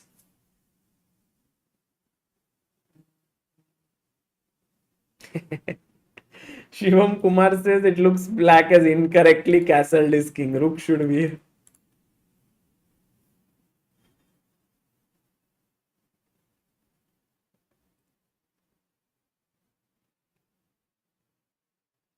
Shroud, thank you so much for your super chat. Say love you, Sagar Shah. Thank you. Oh, Queen H3. Arjun is very, this queen. Like in this company, in Black's company, I was like, bhai, kaun move karega? Who's going to move? And everyone's like, no, no, no, we don't want to move. The king is like, I don't have a move. Rook is like, I'll die here. This rook is like, I don't know where to go. Okay, knight said, fine, I'll do it. In this company, like, bishop says, can I go back? Can I swing up? Can I go here? Queen is like, wait, I have the biggest move here with queen h3, moving 6 squares at a time, 7 squares. Now, threatening the h7 pawn as well. The knight goes to d8. Man, Black's position is just so bad. So, it's such a torture. I think now Arjun will spot some tactic. What's the tactic, guys? Oh, he took on d8. I think Arjun is taking it the easy way. He's taking the easy way out. 1 second. There was this very interesting move here. But how does it work? Wow. So he could have gone knight f5, queen f7, and now this very cute little move. Guys, what is the cute little move here? White to play. Let's see how many of you spot it.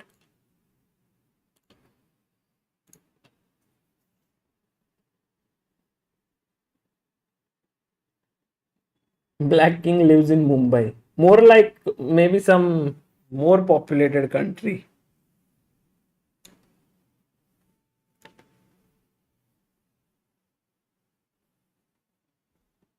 Yeah, you go here and then you go here. Check and just look at this. What a way to attack. There's no one to stop it and you're completely winning. And well done, all of you in the chat. You all have found it. Sangeet, Savite, Siddharth, Praneet, Abhinav, Kunal, World of Wit, Dhyaneshwar, Manan, and Gringo. Excellent job. So, but Arjun, what he did was he did it easier. He took on d8, rook takes, and now he took on e8. And he's telling his Jeffrey that he's using the football theorem. You remember the football theorem whereby we've spoken that in this position, let's say if white has 1, 2, 3, 4, 5, 6 active players and black has 1, 2, 3, 4 and 5 active players. So right now it doesn't seem such a big problem in a football match. 6 versus 5, they are all fighting. Okay, 6 has an advantage. But then Arjun goes and makes it 5 versus 4. Then he makes this 4 versus 3. And now let's imagine that you take here, or did he resign? Jeffrey, did he resign or what? Where did Jeffrey go? Arjun is also. Oh, he resigned. Jeffrey Jeong resigned, just 98. Wow. Wow. He just resigned because after rook e8, I think what he did not like, I'm not even sure. What was it that he did not like? Maybe just queen h7.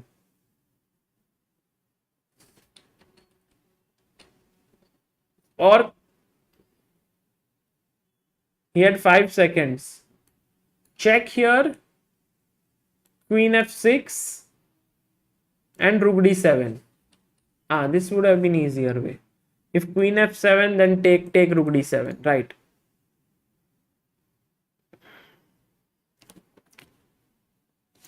Norway wale Magnus Carlsen is here, says give me this position against Nepo in World Championship, I'll play. Nice. Yeah, no, just win this. Queen f3 looks good. Force the queen to come here, and then chop this off. Free piece. And if you instead took with the bishop, I would have taken on d8, then on e6. And if you took with the queen, then I still have...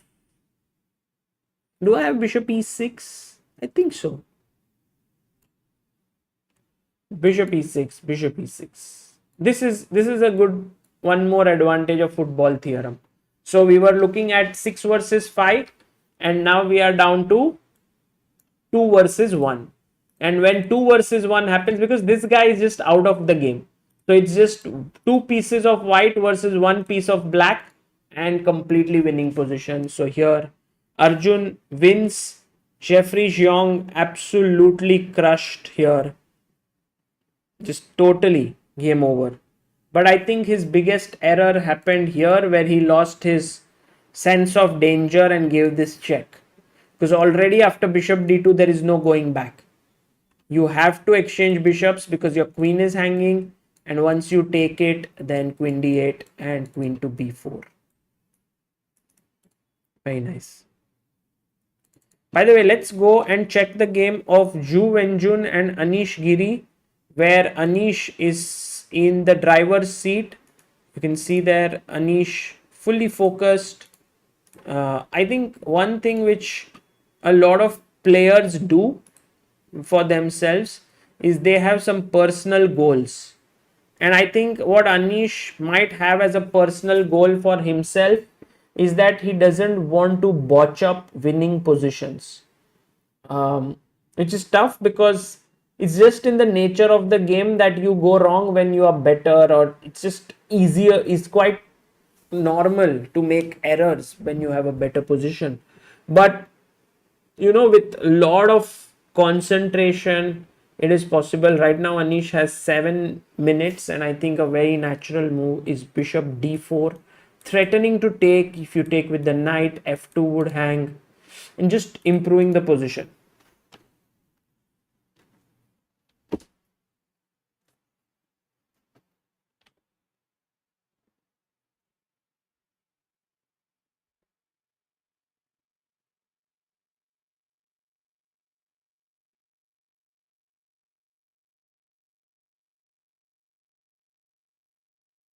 I think if you look at the standings, guys, if you want to check out the standings, you will see that Arjun for now has reached the top position, and Samuel Savian, if he loses, Arjun will be at the top.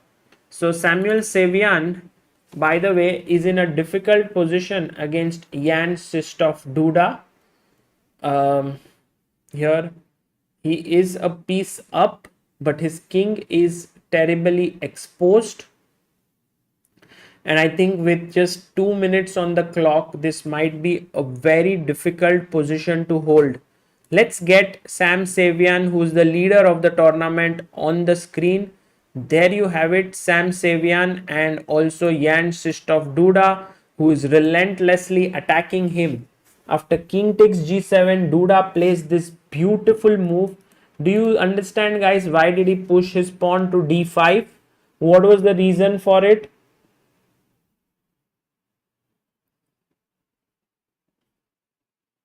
What was the reason why d5 was played?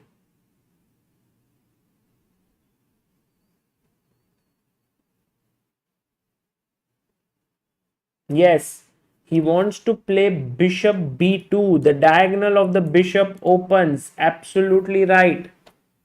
So if, by the way, Duda manages to beat Savian, Arjun will be the sole leader of the tournament. Let's see if that is going to happen here. Right now, black has only one defensive move, which is simply impossible for anyone to find, I think. You know, what I would do is I would give the move to white. Like, for example, I would play the move rook b8, and I would see what is the way in which this is winning. So check, king f8, there is bishop h6, which looks scary. King h8, there is bishop b2, which looks scary. So queen g3 is the big threat. So actually you have to do something against queen g3, and Savian has only 35 seconds. And guys, if he finds knight h8, that would be impressive, because then you are blocking this check with knight g6 and black is in the game. But I have my doubts here, and Savian down to 18, 17, 16, 15, 14, 13, 12, 11, 10, 9, 8. Need to move. Is he going to lose on time? No, he played a move. What did he play? What was the move that he played, guys? Savian played. Oh, they played many moves. He did not find. He played rook g8. And in came a check. King h8. He missed this because knight cannot take it. The rook has pinned the knight. So king e7. The other rook joins in. And he resigned here because if he puts the knight, I just chop it off. If his king goes back, the rook is hanging and there's just no way out. So Arjun is now the sole leader of the tournament, which is simply amazing. Duda managing to beat Savian in a fantastic aggressive attacking game. That was very cool. Meanwhile, Anish Giri still keeping his advantage flowing. The material is equal on the board, but look at the activity of the black pieces. The bishop is looking on f2. The rooks are also looking there. And we can also go c5, c4. I think that seems like a decent plan. Why not c5? Yeah, he goes c5. Rook d3. Now just keeping an eye on the bishop, because so that c4 is met with rook d4. Anish looking like digital robot. Something's going wrong with his face there. What does Anish do now? Maybe just pick this up. Bishop e5. He goes king f5. He's like, देखो तुम लोग सब लोग काम अच्छे से कर रहे हो, मैं तुमको क्यों हिलाऊं? I'll instead go, oh, but now bishop f2. Oh, or instead, very cool, rook f2, knight f2, rook f2, king g1, and now many ways, but rook f3 looks clean, rook d4. And I can even do this intermezzo, because wherever you go, I'll give a check and then pick this up. So I think rook f2 is just over. You can see Jun knows that the writing is on the wall. Anish Giri somehow getting completely excited in the position, and something's wrong with his video cam. See if we can fix it somehow.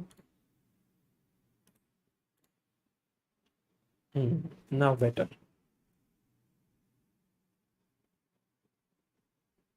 What did Anish do? Did Anish play? Oh, Anish moving in with his king. Epic move. King walk.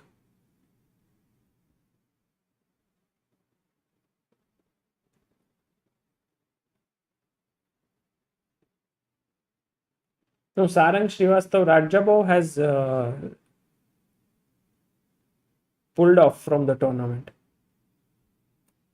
Now rook f2 taken, and Anish wins. This is typical Anish style, and he's like, this was an important win for him, by the way, guys, in order to make it to the top 8. If you look at the standings now, Anish is moving up the ladder, but right on the top is Arjun Erigesi with 30 points. On the far right corner, you can see the total points. 30 points for Arjun. He scored so many wins in this tournament. He's beaten 1, 2, 3, 4, 5, 6, 7, 8, 9 games. Wow. Amazing. Samuel Savian on 29, Duda on 27, Xiong on 23, Rapport on 21. Anish moves to number 6 position with 21, Wei Yi on 19, Mamedyarov on 18. We have Mamedyarov versus Aronian, yeah? That's the round that's going on, or what? Because it's always a very exciting battle to watch.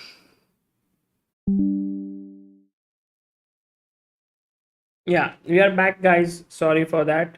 And Aronian attacking against Dominguez, and Dominguez has resigned in one of the interviews on Times of India.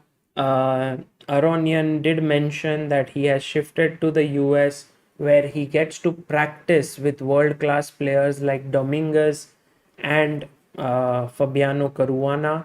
And today he managed to beat his opponent.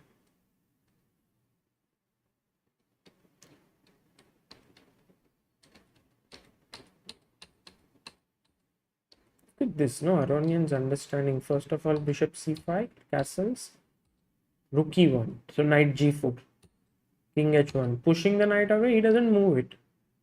Goes f5. Bishop g5, knight f6, d6. Okay, white looks pretty good.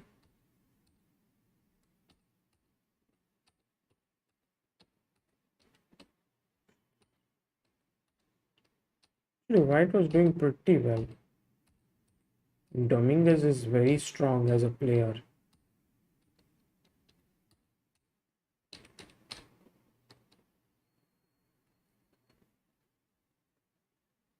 But somehow he missed this or what?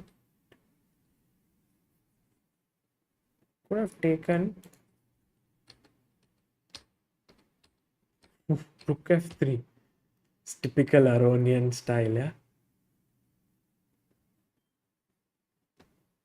Queen c7. I missed this. Okay. No, this here, maybe the main thing could have been take. And now the next move is very important as a defensive idea here, which is what he missed. Guys, can you find it? White to play. Very tough defensive move. We had a couple of messages here. One was Sarvesh Deshpande who said lag. Sarvesh, we are back. It's all good there. Prakhar Gupta, who's been a member for 18 months, says, Sagar, how does preparation style change when players prepare for rapid versus classical? Do they look for sharper lines or play their normal game? I think it also depends on their overall vision for chess. I don't think players prepare tournament to tournament. They prepare for a period. Like for example, let's say right now for a player like Arjun, Olympiad would be more important than this event. So his preparation would revolve around the Olympiad and he would use that over here. There are very few players who change their preparation style for tournament to tournament. They would prepare for an aim, like Gukesh would prepare for reaching 2700, like when he starts off his trip to Europe and so on. Let's see how many of you actually found the answer here. The move is Queen b4. Beautiful, guys. Very well done. Just looking at the queen here, if a queen is traded, then that is equal. And if queen h5, you have queen to g4, and that is winning. So well done, Ajay, Paras, AK, Sagar, Chess, Kacham, Umesh, Hari, Saurabh, and Pranshu.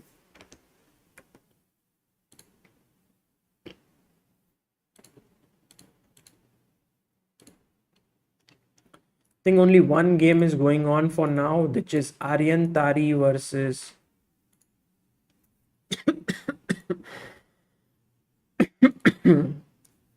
Mamedyarov, and Aryan is playing really well actually. He's just beating everyone. And I think Aryan also recently won the title Tuesday, right? So he's in a very good form. No, there's one more game for Arjun. What about rook h8 now? Oh, he goes rook f6. That just rook d8. I think rook h8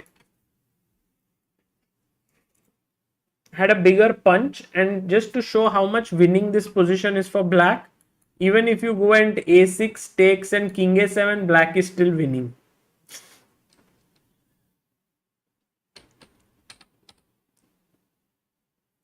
Hemant Ranga says, hello Sagar bhai, YouTube was giving free super chat.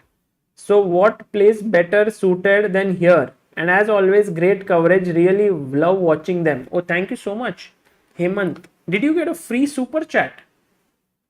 That is so amazing. And by the way, Mamedyarov has resigned and Aryan Tari has won, which means that Aryan might have a very good chance of qualifying, right? Because he beat Duda and now he's also beaten Mamedyarov.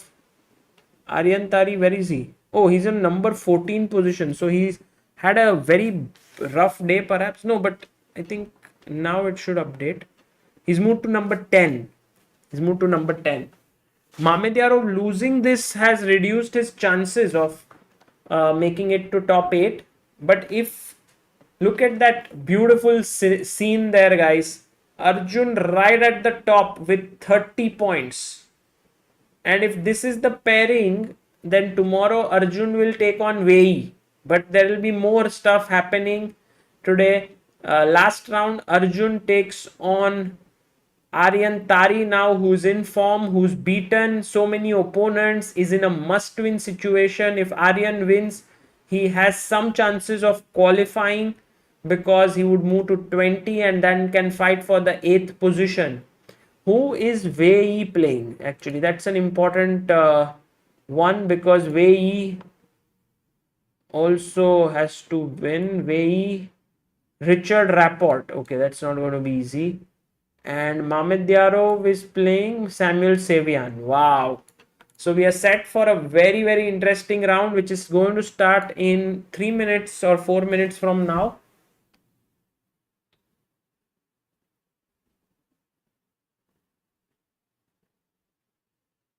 Hands versus Anish. Oh, nice.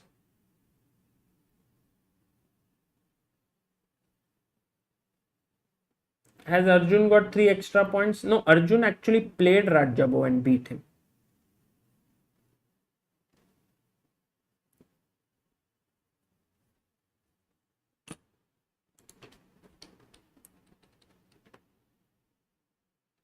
I think from all the games that I've seen, what I've realized that is if you want to beat top players, you have to risk it a bit.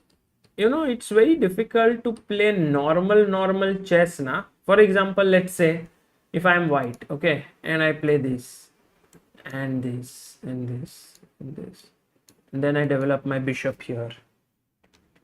Sorry guys, I see you've seen. Then I put my bishop here, you castle, then here, castles. Okay, मतलब what I'm coming to is like, let's say if you go into some well-known structures like this, and then your opponent knows what to do and he's a world-class player, it's very difficult to beat them. It doesn't mean you have to play unusual openings. That is one way you think, but you have to keep fighting. You have to take unconventional decisions. Like for example, look at this game of Aryan Tari. First doubled pawns, then he plays e5. Then he makes them isolated pawns. But in return, he makes the game so complicated with long castle that now it's beyond any control of any opponent.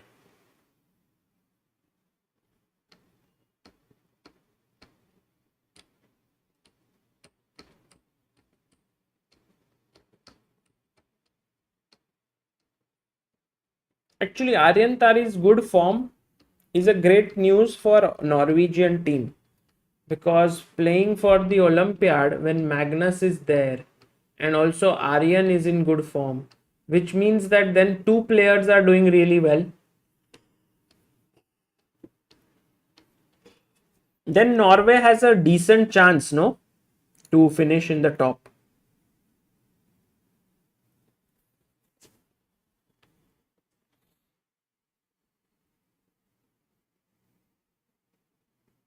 Rajabo's health was not good, code engineer. He played 4 games, or maybe he played 5 games, and he had lost 4 and drawn 1.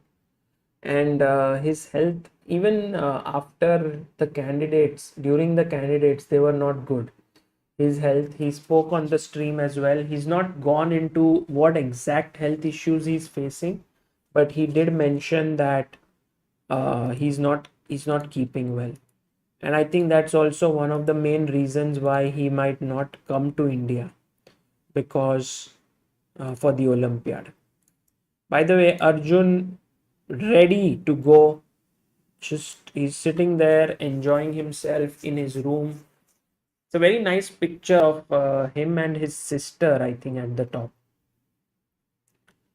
I have done actually an interview with Arjun and his sister at Kolkata. If you check ChessBase India, it's a nice interview in 2018. That was the time when Arjun crossed 2500, and that's a very nice one there. You can check it out.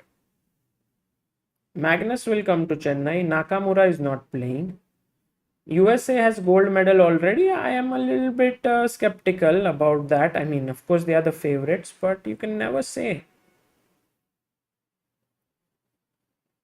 What is the advantage of top 10? And from tomorrow, knockouts will start. And the top 8 players here will qualify. You have Arjun, who's leading, who's won both his games today. Drew with Anish and then won against Xiong. And now he's going to play against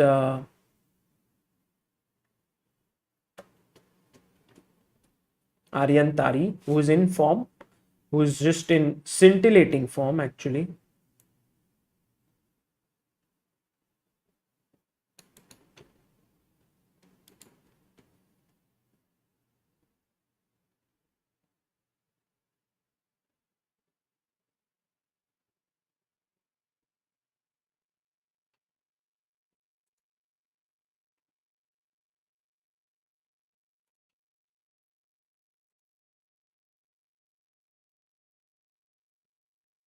Aryan.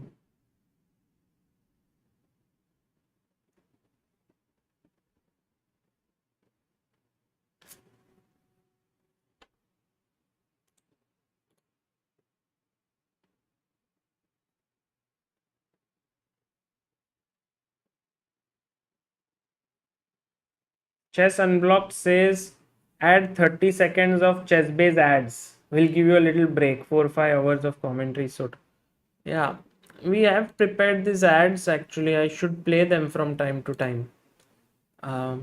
Maybe I can try playing one now. Let's see.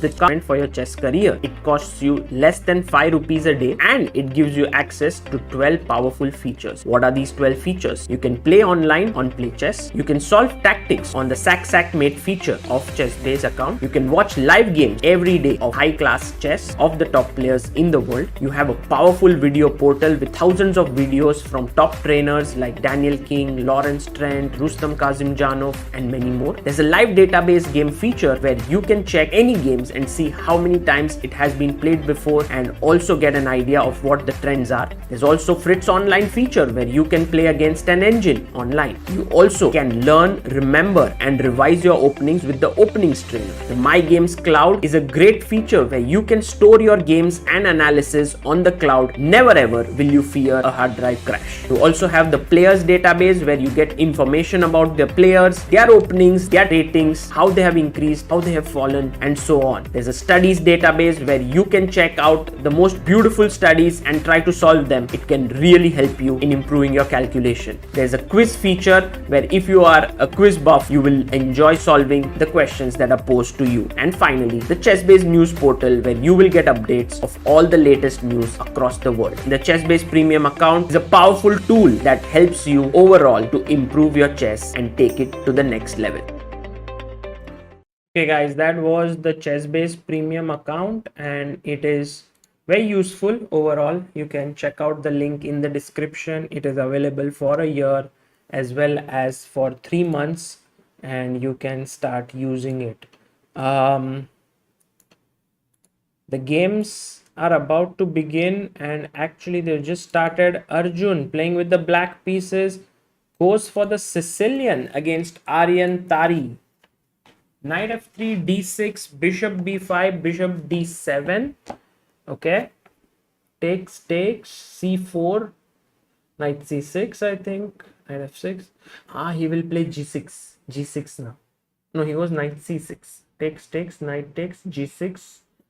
Castle. No, first play f3. Yes, that's the accurate move. Bishop g7, bishop e3.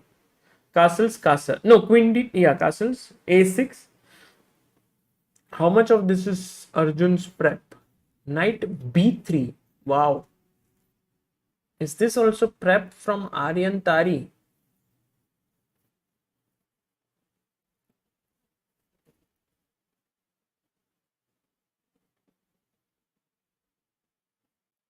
So let's have a look at this on our chess base board as to how many times this has happened before.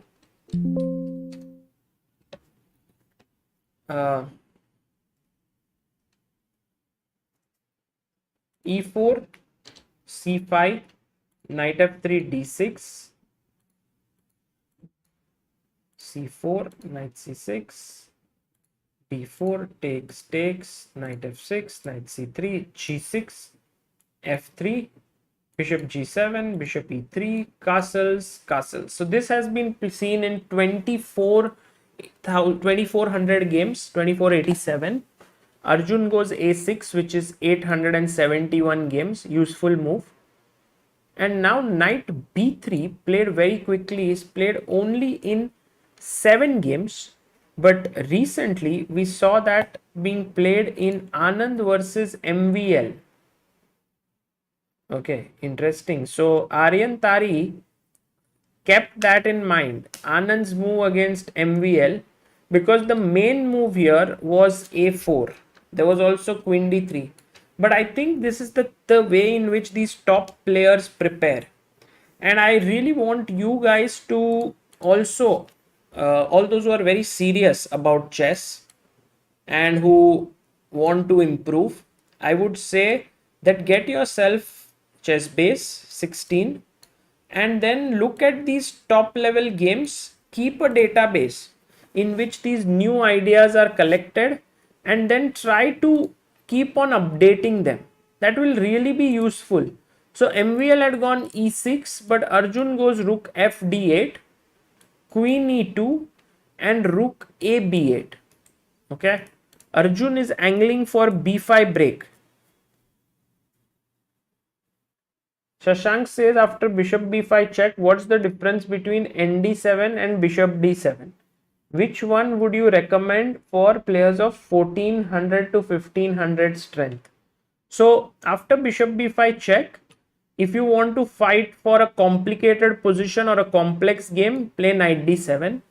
Most of the people who want to play must win games play this in must win situations. Bishop d7 usually leads to very standard sort of safer positions. So I think this is easier to play.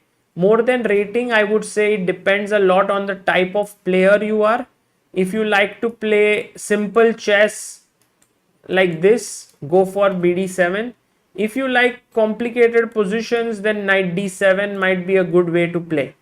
There are some crazy lines. I think there was this game Carlsen versus Topalov from Norway chess. I think this is a game, or was it Topalov Carlsen? I don't remember. I'll try to pull up that game. It was a crazy game that was played in this line. If I might be missing something, but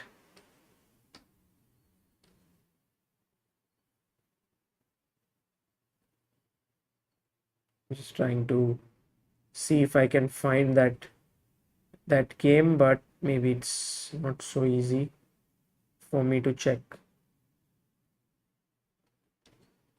because they've played against each other so many times. There was this move g5 or something that happened. Knight was on e5 and g5, and that was all in this line, knight d7. So maybe you guys can see if you can find it, or I'm just okay.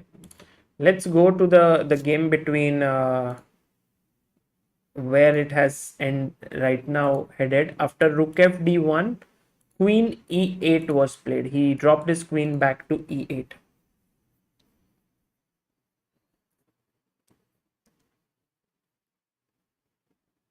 If Arjun wins this game, he will reach 33 out of 45. It will be highest in CCT this year. Wow, Aryan, that's a nice bit of statistics.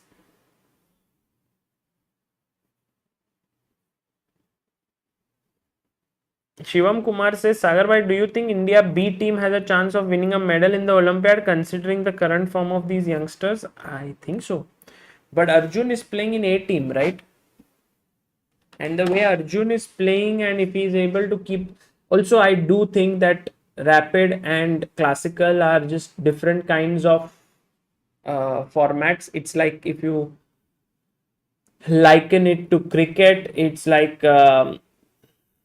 one one day or test match and one day or 2020 and one day, something like that, whereby where you have the specialists. But I think Arjun is sort of good in all formats, and this should definitely add to his confidence because after all the player is the same.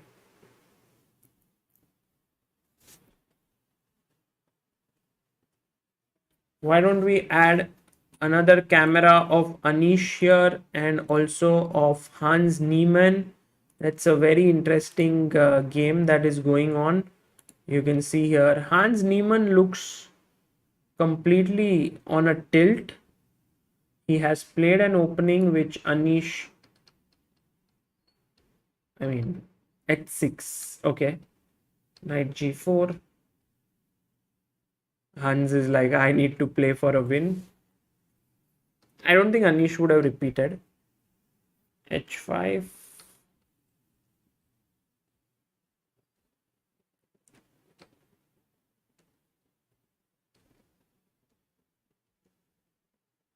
Anish is going for the attack. I think this is going to be going down for Hans.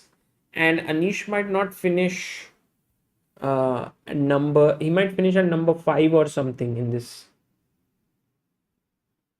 f6. Okay, maybe knight e6 is one move, or f takes e5 also can consider, because if f takes g5, maybe something like take, queen takes,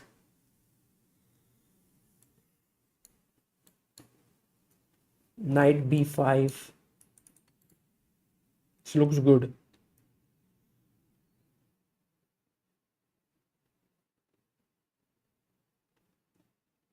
Okay, going back to our game of Arjun. Rook a b8, rook f d1, queen e8, rook a c1, knight d7, queen f2, b6, knight to d5. Arjun goes knight c5. Actually, these, I'll tell you guys, these are the kinds of positions where Arjun does not excel in. I think these are the type of positions where Arjun tries to complicate. He will get into a bad position now, and then he will somehow wriggle out of the mess through some tactical opportunities. This is how it will be. But if someone wants to beat Arjun, then they should go into such. And I think Arjun playing bd7 was not a good idea for his style. We have a couple of super chats here. One is by GDHID, says,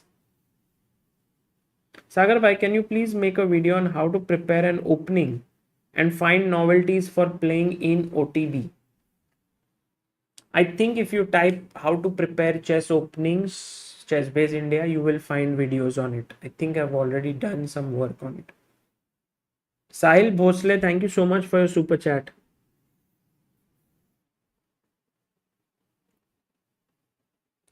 Knight back to c. Okay, by the way, here queen e2 was played, but also possible was queen h4.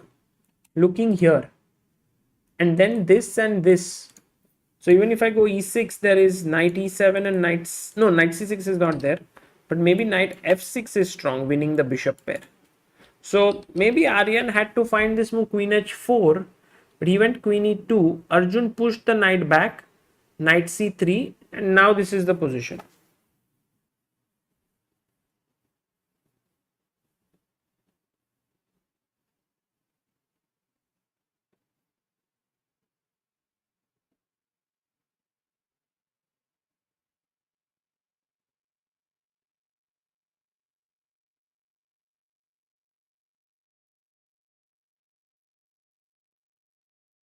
Dipanshu says how to play against d4, d5, c4 for a win. White is too solid in this line.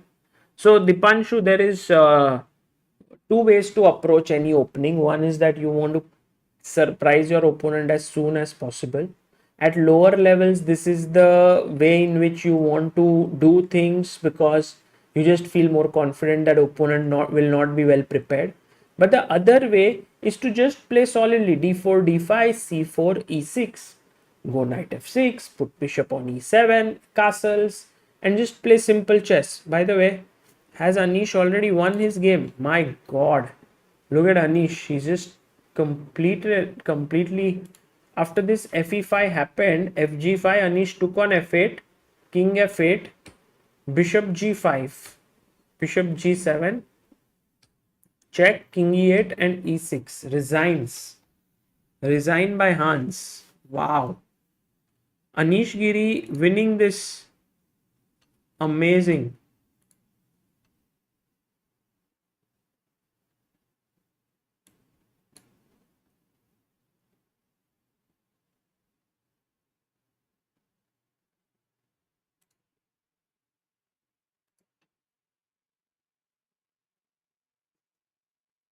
So with this win, I think Anish manages to reach number 5. Okay. Maybe someone will overtake him, but he will be in number 5 or 6 perhaps. So he's qualified. Awesome. Okay. Going back here, e6, knight c3, rook d c8, b3, h5, h3, queen e7. So Arjun just playing calmly, keeping extra time on the clock. He has 14 minutes. Aryan is down to 10 minutes. I would say Arjun does consider himself maybe a favorite in this game. He's playing fast, not letting Aryan settle down. Dipanshu, then you must try to not play maybe d4, d5. You can start with d4 and f6. Go for King's Indian. Go for Grunfeld. Why not? Why do you want to play d4, d5? And if you want sharp lines in that, d4, d5, c4, e5, Albin counter gambit. d4, d5, c4, knight c6, Chigorin. Forts of Fianchetto says, does sleep cycle biological clock affect the way you play? Is it necessary for a chess player to maintain a sleep routine? Very much, very much. I think at the end of the day, if you feel fresh on the board, you are able to see more things. You are able to come up with more ideas, and therefore sleep is very important. But sometimes some players don't sleep well, yet are very inspired and motivated during the game. So again, it's never one rule to fit everything, but sleep, I think, overall is highly recommended.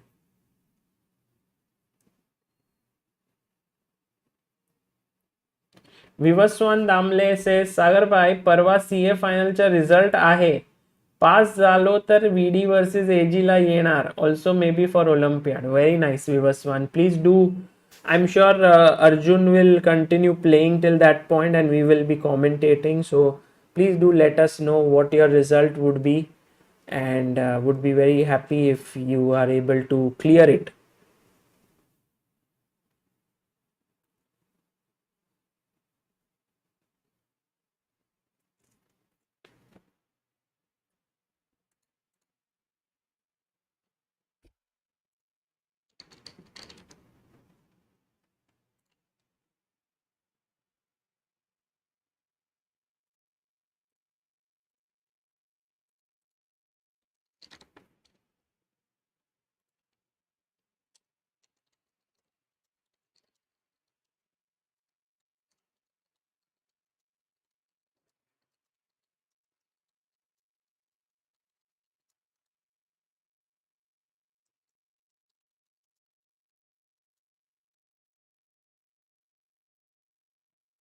Okay, bishop g5 played here.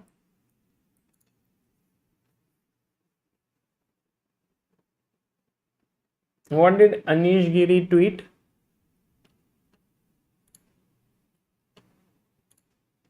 What was his tweet? What? He played rook e8 here. I think Arjun is just getting outplayed completely.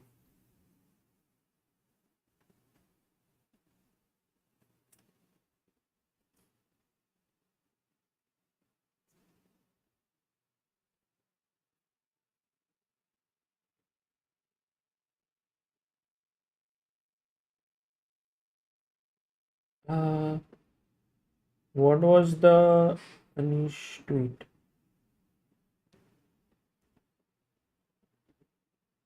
Okay, fine, fine.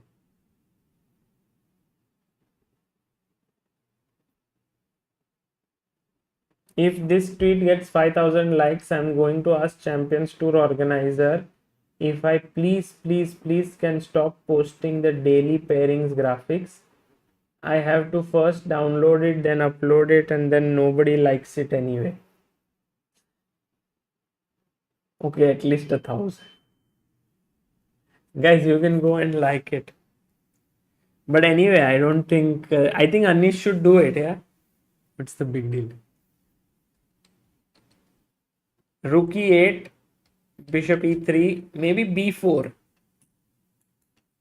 was a nice move here. And sometimes, you have to give up certain squares to gain some. And so from that perspective, although you are giving up the c5 square with b5, you are getting the c6 square. And I think this was maybe the right way to continue. But one thing that you can understand from the way Aryan is playing is that he's slightly indecisive about his ideas here, about his moves. He's indecisive and he's not pushing his pawns. He's not playing f4. He's not playing b4. He's a little bit worried about everything here. So that's why I think Arjun has good chances. Yes, optimistic, exquisite. You can watch the Olympiads offline in Chennai. Um, the link to the tickets is in the description.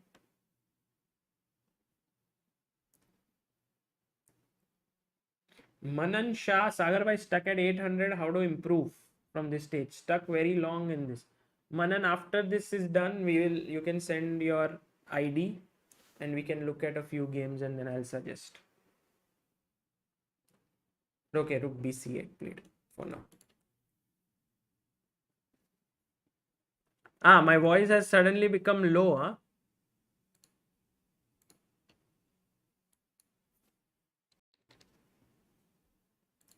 See, Rook C2. He's playing these little moves.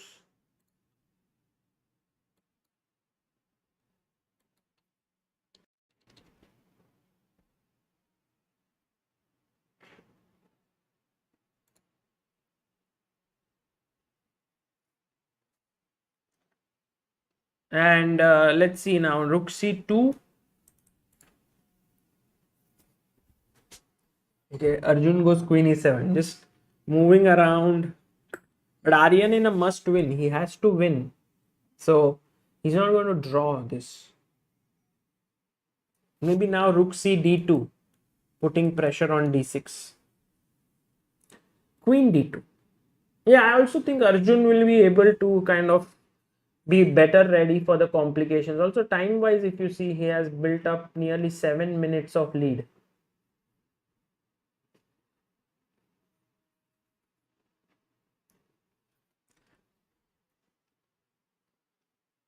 Both knights standing here, they are like, in kabaddi terms, they are like the raiders. They are like kabaddi, kabaddi, kabaddi, kabaddi, kabaddi, kabaddi.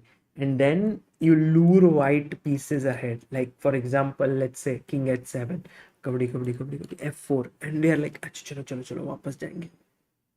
Let's come back." And now e4 is weak. Or like kabaddi, kabaddi, kabaddi, kabaddi, b4. Okay, Let's come back. C4 is ending. So they're just standing there. They cannot be kicked away. I mean, they can be kicked away, but Arjun is just hoping for that.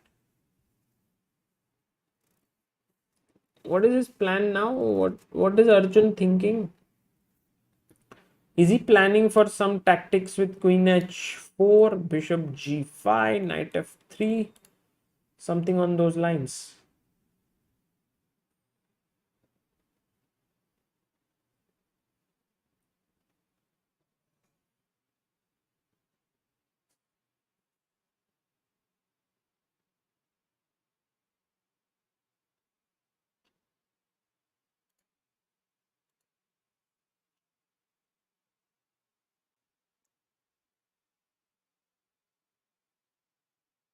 Arjun thinking kabaddi, kabaddi. No, no. Arjun right now just thinking about Bishop G5 and how to meet it, I think.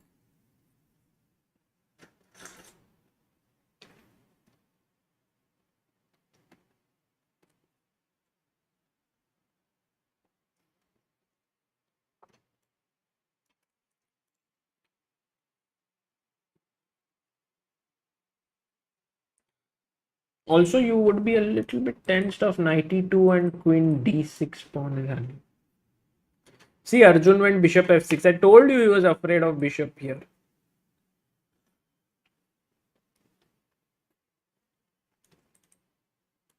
What is Aryan doing? Queen e2. Maybe Arjun goes back. Guys, look at the standings. No, here Aryan is on number 11 position. So he has to win.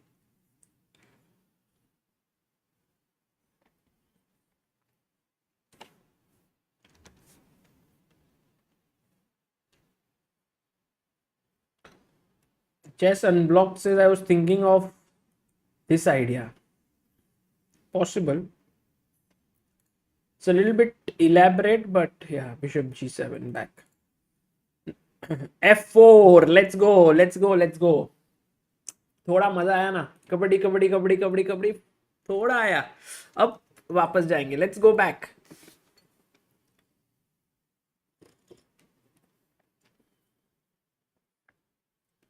yes lonely stranger thank you for your greetings from Cairo. I think it's possible for anyone to reach any level if they put in the hard work and they work well. Knight d7 played. He didn't go for knight to c6 back. He goes knight d7 and now another knight. Kabaddi, kabaddi, kabaddi. You have to go back. And that looks really passive. But let's see if Aryan does that. I think Aryan बहुत देर के बाद like after a lot of thought has played f4.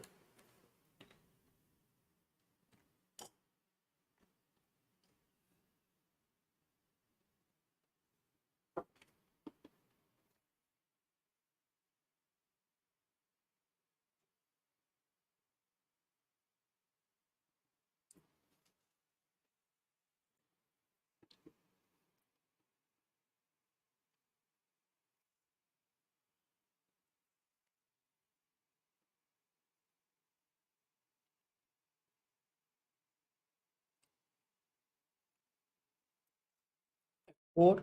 No, f5 won't happen. f5 would just be a horrible move. But Aryan down to 5 minutes. Come on. Need to play faster.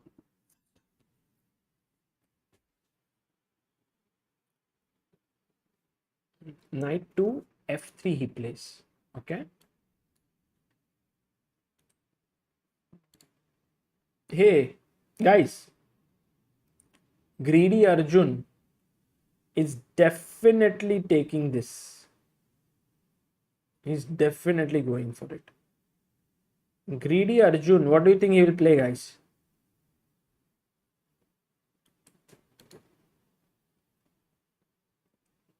Yes, Abhinav Agarwal, Mikhail Tal disciple, Kunal Gupta, he will take and knight e4, and then rook hanging and knight g3. So what's the idea after bishop c3? He has to give up bishop c5. Then you don't even need to take with the knight, or maybe can you take with the b pawn? Let's take with the knight, rook c3. And then the line still continues, huh? Queen f6, hitting here and here. And if queen e3, what's the winning move here, guys, for black? Just to end this line, better move was e5 instead of queen e3, but here. Pratik Thorat, thank you so much for your super chat.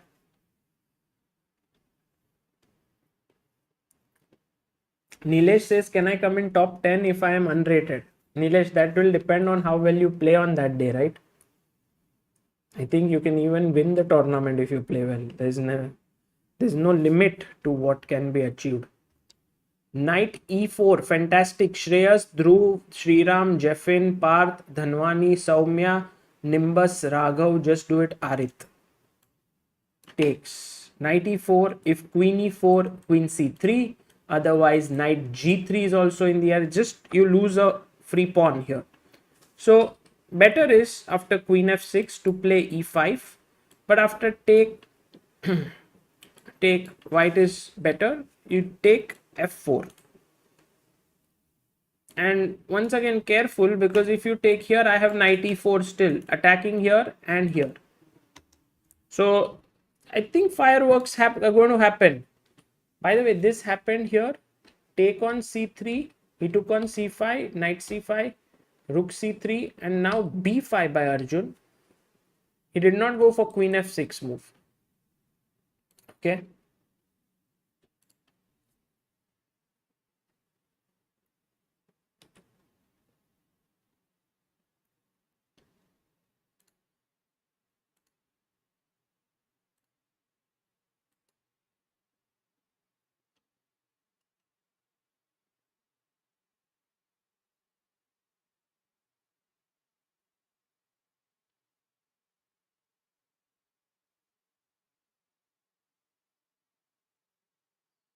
We might see Levon versus Arjun again. That's possible. By the way, rook has gone back to c2. And I think Aryan might want to be a little careful here. Guys, what about b4?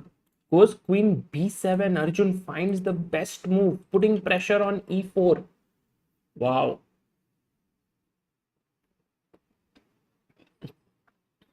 I thought you can go knight g5. But then f6 already pushes him back and wins this.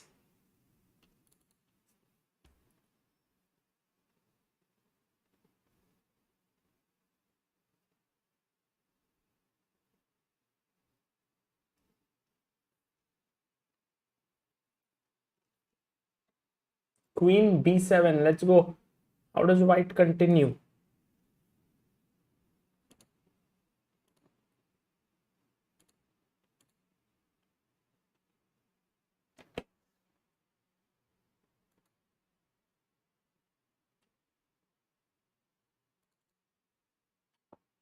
Rook e1.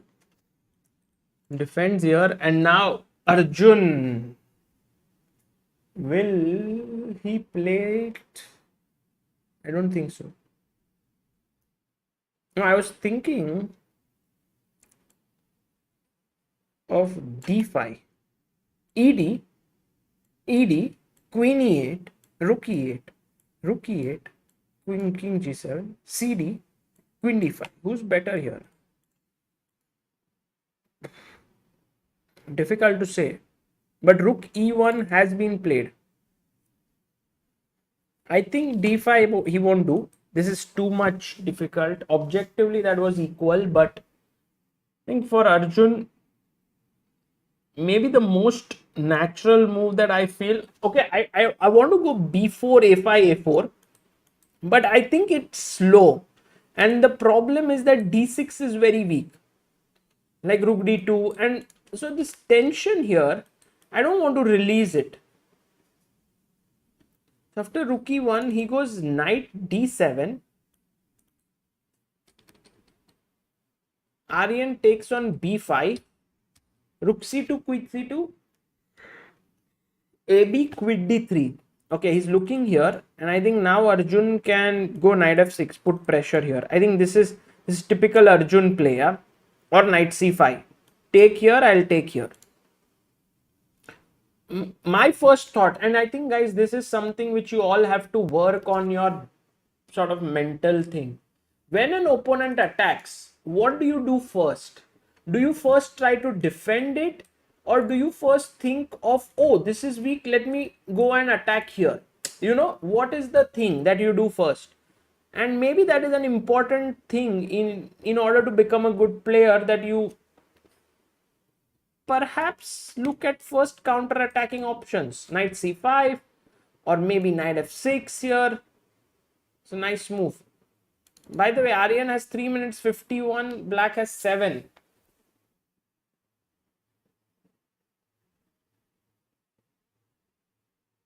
Dhruv Gangurde, we have around 160 plus registrations for the tournament. Laukik says I counter attack and lose a piece.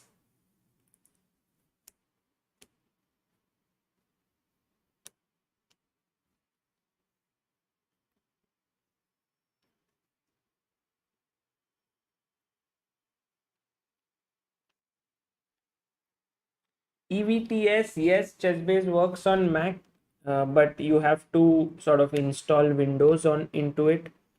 I think until now Boot Camp was working, but with their new chips, now Parallels is something that you might have to use. He goes queen b6, and Arjun this time doesn't go for a counter attack here with knight f6. He instead prefers solidity with queen b6. b4. Okay.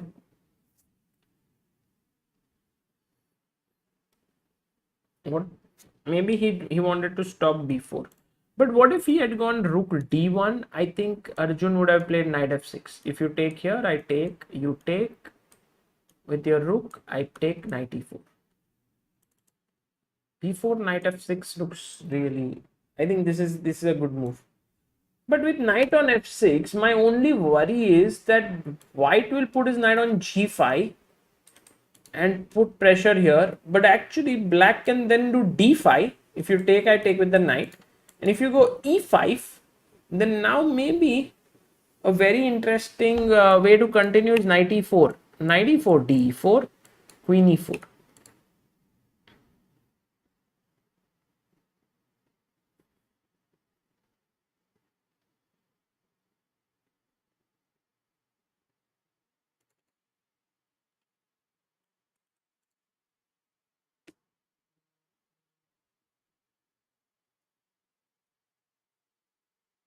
Yeah, rook, then rook goes there, exactly, chess unblocked.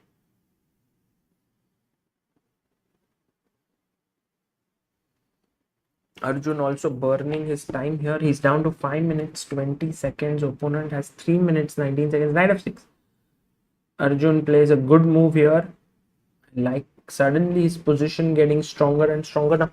He could have d5 on the cards somewhere now. Very soon. Very soon. Aryan has to be careful. Arjun is not amongst those players who will let you off the hook easily.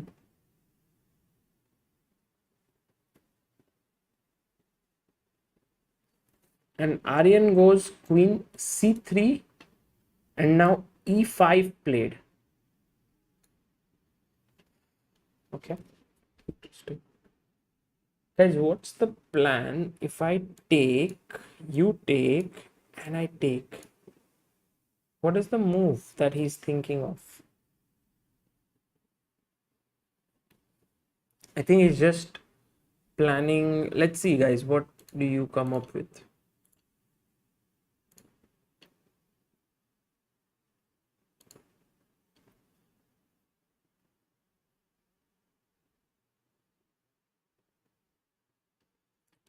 Queen f2 maybe, but there's no threat as such. I mean, you have rook e5 as a threat.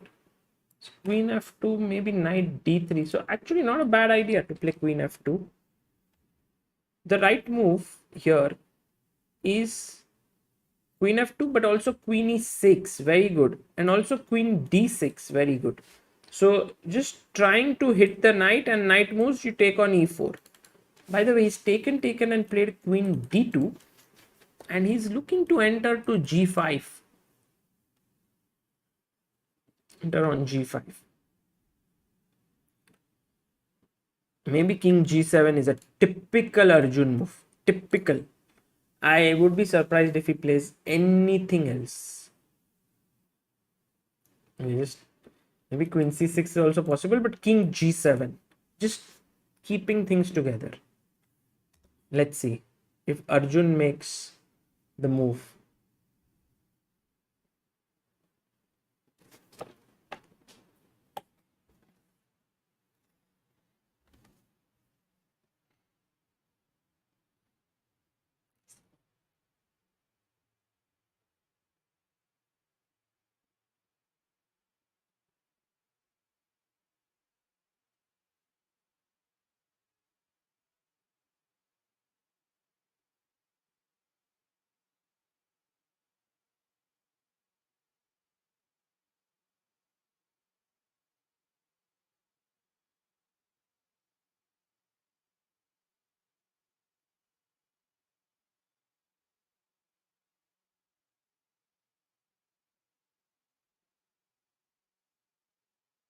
Nice commentary, no?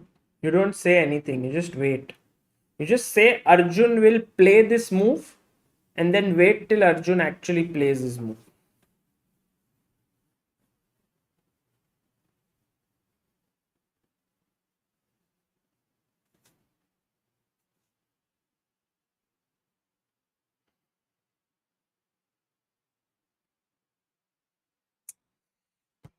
Arjun plays queen c6, the move which I thought queen e2. He's getting passive, huh? He's getting passive. Aryan gets passive. Yeah, now after Gary Kasparov, yes, king g7, but one move too late. Used to say that sometimes in chess you have to sort of accept a slightly inferior position with black. Let's say if you're playing the queen's gambit declined, then you have to slowly equalize, and then you have to rest over the initiative. And I think that is the trend in this game that has been. Okay, now this is obvious. Tuck tuck tuck. The knight would be much better on that square.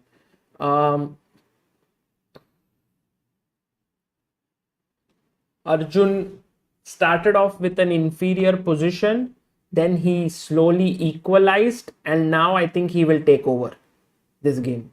He goes queen c3.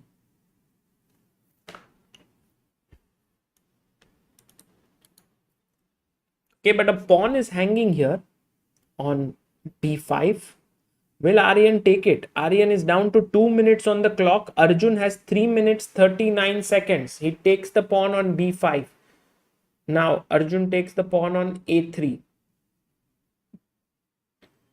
The only advantage that Arjun has here is that this king is slightly weak, e4 is slightly weak. So keeping the queens, I think, would be in Arjun's favor. But also if he exchanges queens, this might be a dangerous passer. e4 might be slightly weak. Queen c4.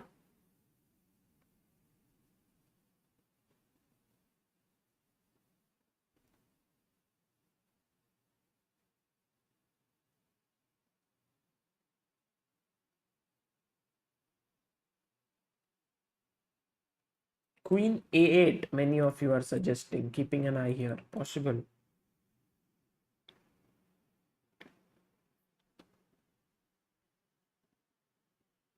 Rook e7. Very solid. Knight g5, f7. He's defended it. e5 is defended. Maybe b5. Yeah, b5. He's pushed his pawn to b5, but Arjun will now put his queen on b2. Oops, sorry, not queen a2. Sorry. Queen, free queen. Queen b2. looking here. I think that could be one idea. Also, another plan could be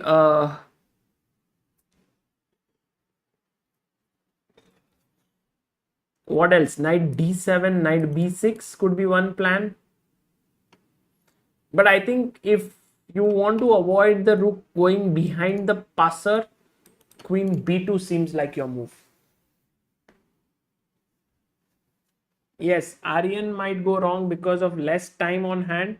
Arjun does find queen b2. Let's go. Let's go. Rook e2. Check. Queen b2. Draw. But Aryan can't draw. He goes king h2. Aryan in a must-win scenario. Can we go rook b7, knight e5, queen b5? Yeah, this is not good news for Aryan Tari. Because, yeah, now queen b5. And what's happening with Sam Savian versus... Oh, Savian won his game. And they agreed to a draw. Wow, that was a very good decision by Aryan. You know, even though he was in a must-win situation, he agreed to a draw. And Arjun now finishes this tournament on second spot, I think, because Savian managed to beat Mamedyarov, which is a big result. So these are the standings. Arjun on 31, finishing second. Savian on number 1 with 32. Duda winning, I think Duda number 3, 28. Rapport is playing against, who is it? Zhu Wenjun and Rapport are playing, and Wei and Jiang. So maybe let's have our eye to see who will Arjun play in the quarterfinals. We go to Jiang versus Zhu Wenjun.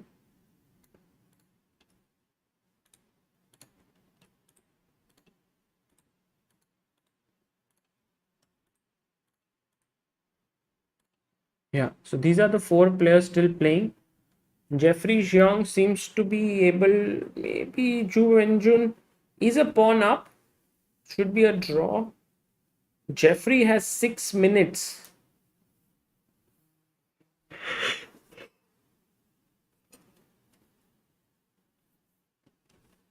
And the other game is Wei. This is also important from the perspective of whether Wei can make it to the top. But for now, it seems like Richard is doing well. Take here. On h5. Arjun versus Levon Aronian coming up, right? Whoever finishes 7th will play Arjun.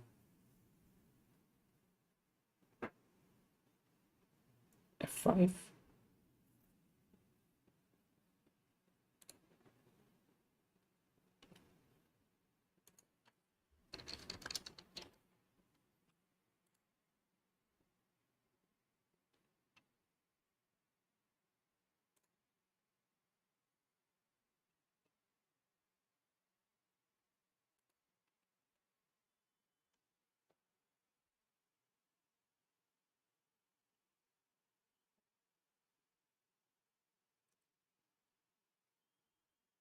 Levon must be sick of playing Arjun by now.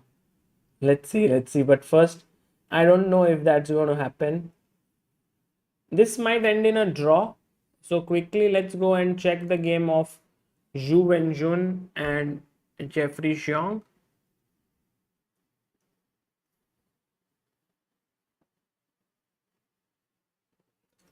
This might also end in a draw. Both games, if they end in a draw, then what would be the standings like? So with a draw, Rapport will move to 25. Jiang will move to 24. Wei will move to 20.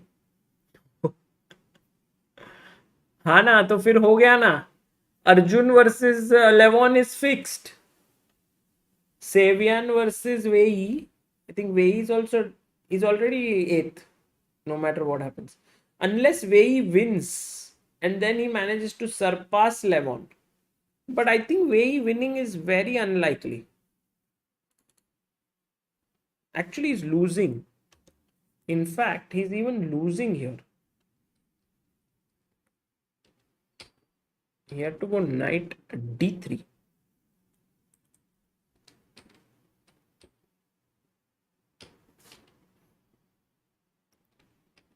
King d7.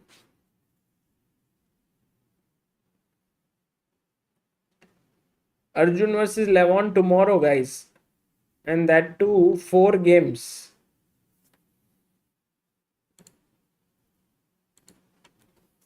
Wow, that's going to be fun, no? Tomorrow. Levon versus Arjun.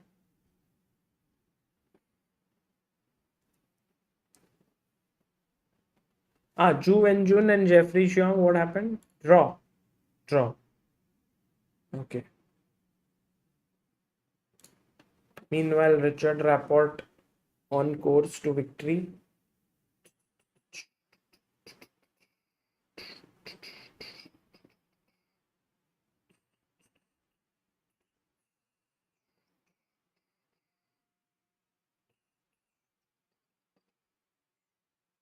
What if you play King C7, defending B6, King A6, Zugzwang. You can't move the king, you lose the pawn, you have to move the knight, and then knight here.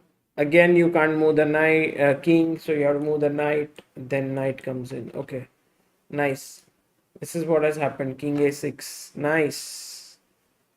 Nice, knight G4. He's pushing him back in a way. This is known as Zugzwang, guys. If black could say pass here and white's move, white could not move in. White cannot move in or take this pawn because black has to move. That in itself is a disadvantage. This is called as Zugzwang. Zugzwang means you don't have a good move.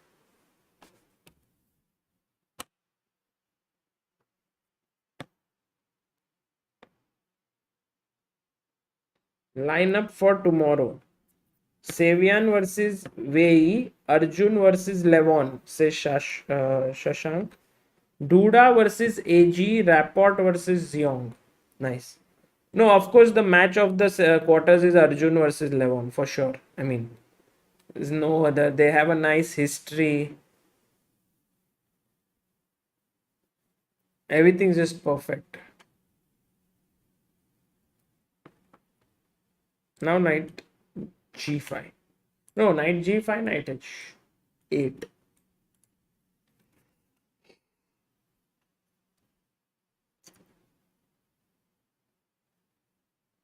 Knight G5, knight H8, only move because otherwise knight F7. And now, how do we continue?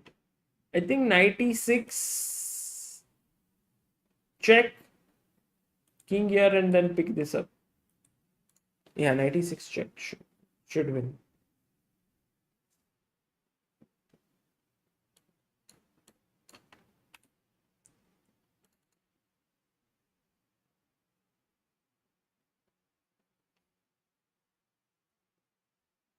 AG versus Duda is also very interesting.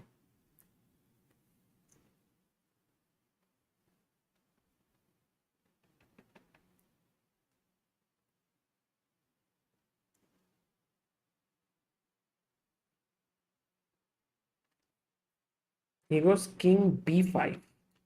But king b5, king b7? How do you want to win?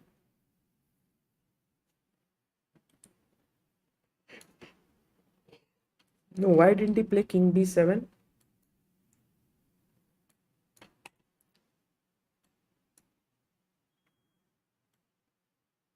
Check and knight f7. Okay, he took king c7. This is gone. Wei can resign, but it will hardly impact his event. He'll finish 8th nonetheless.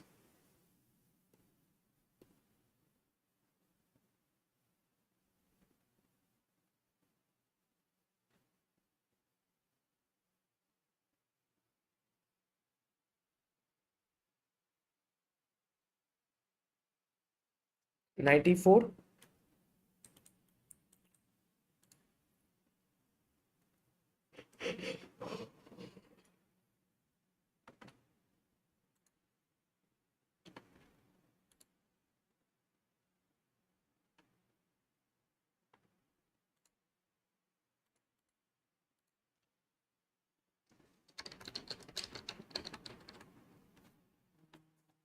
हाँ.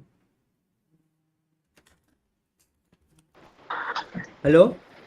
यो भाई। हाँ, I am on stream. अरे you on stream क्या? ठीक है ठीक है ठीक ऑल गुड. है। All good bro. हाँ, मैं आपको स्ट्रीम पे खत्म होके फोन करता हूँ. इवेंट इवेंट रिलेटेड बात करनी थी। हाँ, स्ट्रीम होके करूँ. हाँ आराम से। ठीक है.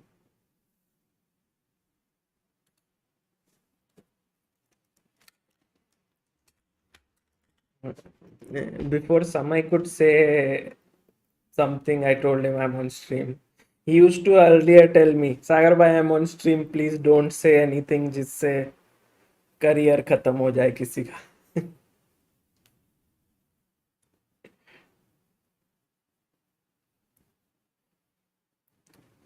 Anish was also planning to come on stream, but he is right now busy.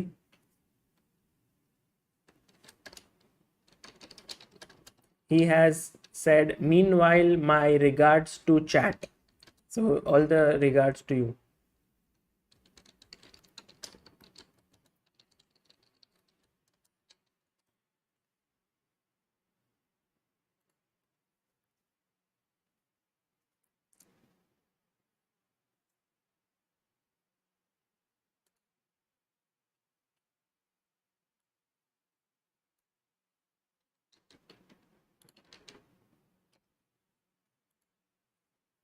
Knight to f4.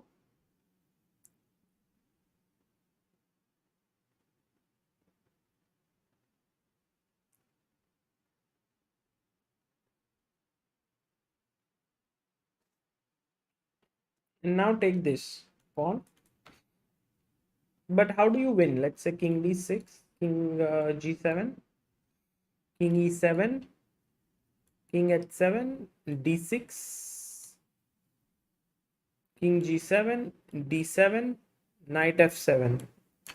And seems like the pawn is stopped, but I have check, king g8, and maybe now zugzwang time with king f6.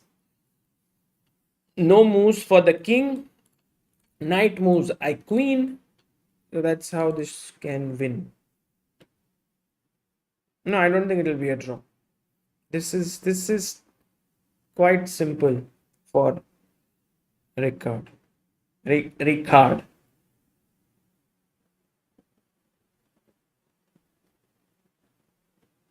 95. But now king c7.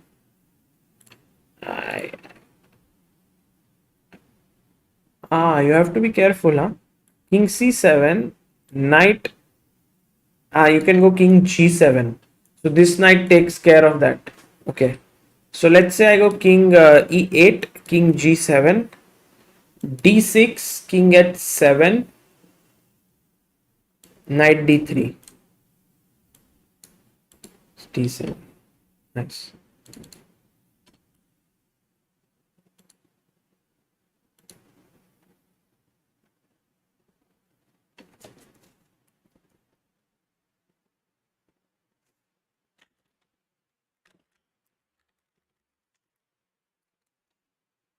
Why not h8 queen? But h8 he'll just take. Now knight d3 is just over. Because this and Richard wins. Wei resigns, I think. Should resign.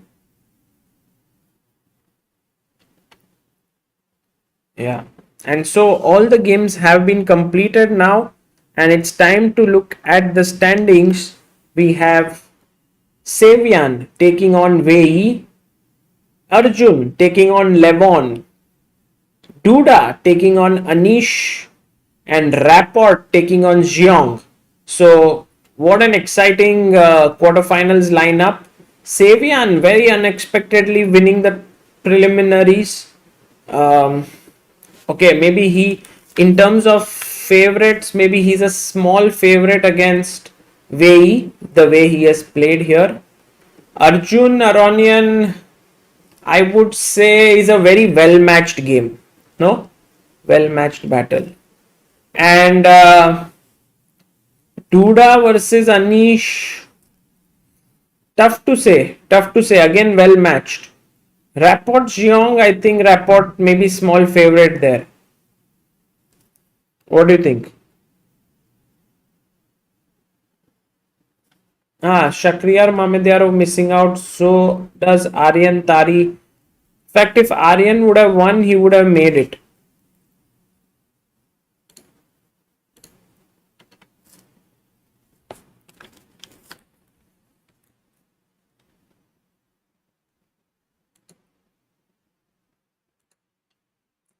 Hello? Sagar bhai. Guys, can you Hello. recognize from the sound who has joined us? Sagar bhai. Namaskar, namaskar, namaskar.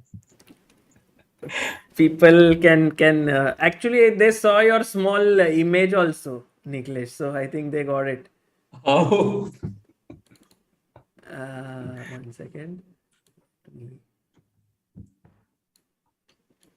Hello, Niklesh. How are you?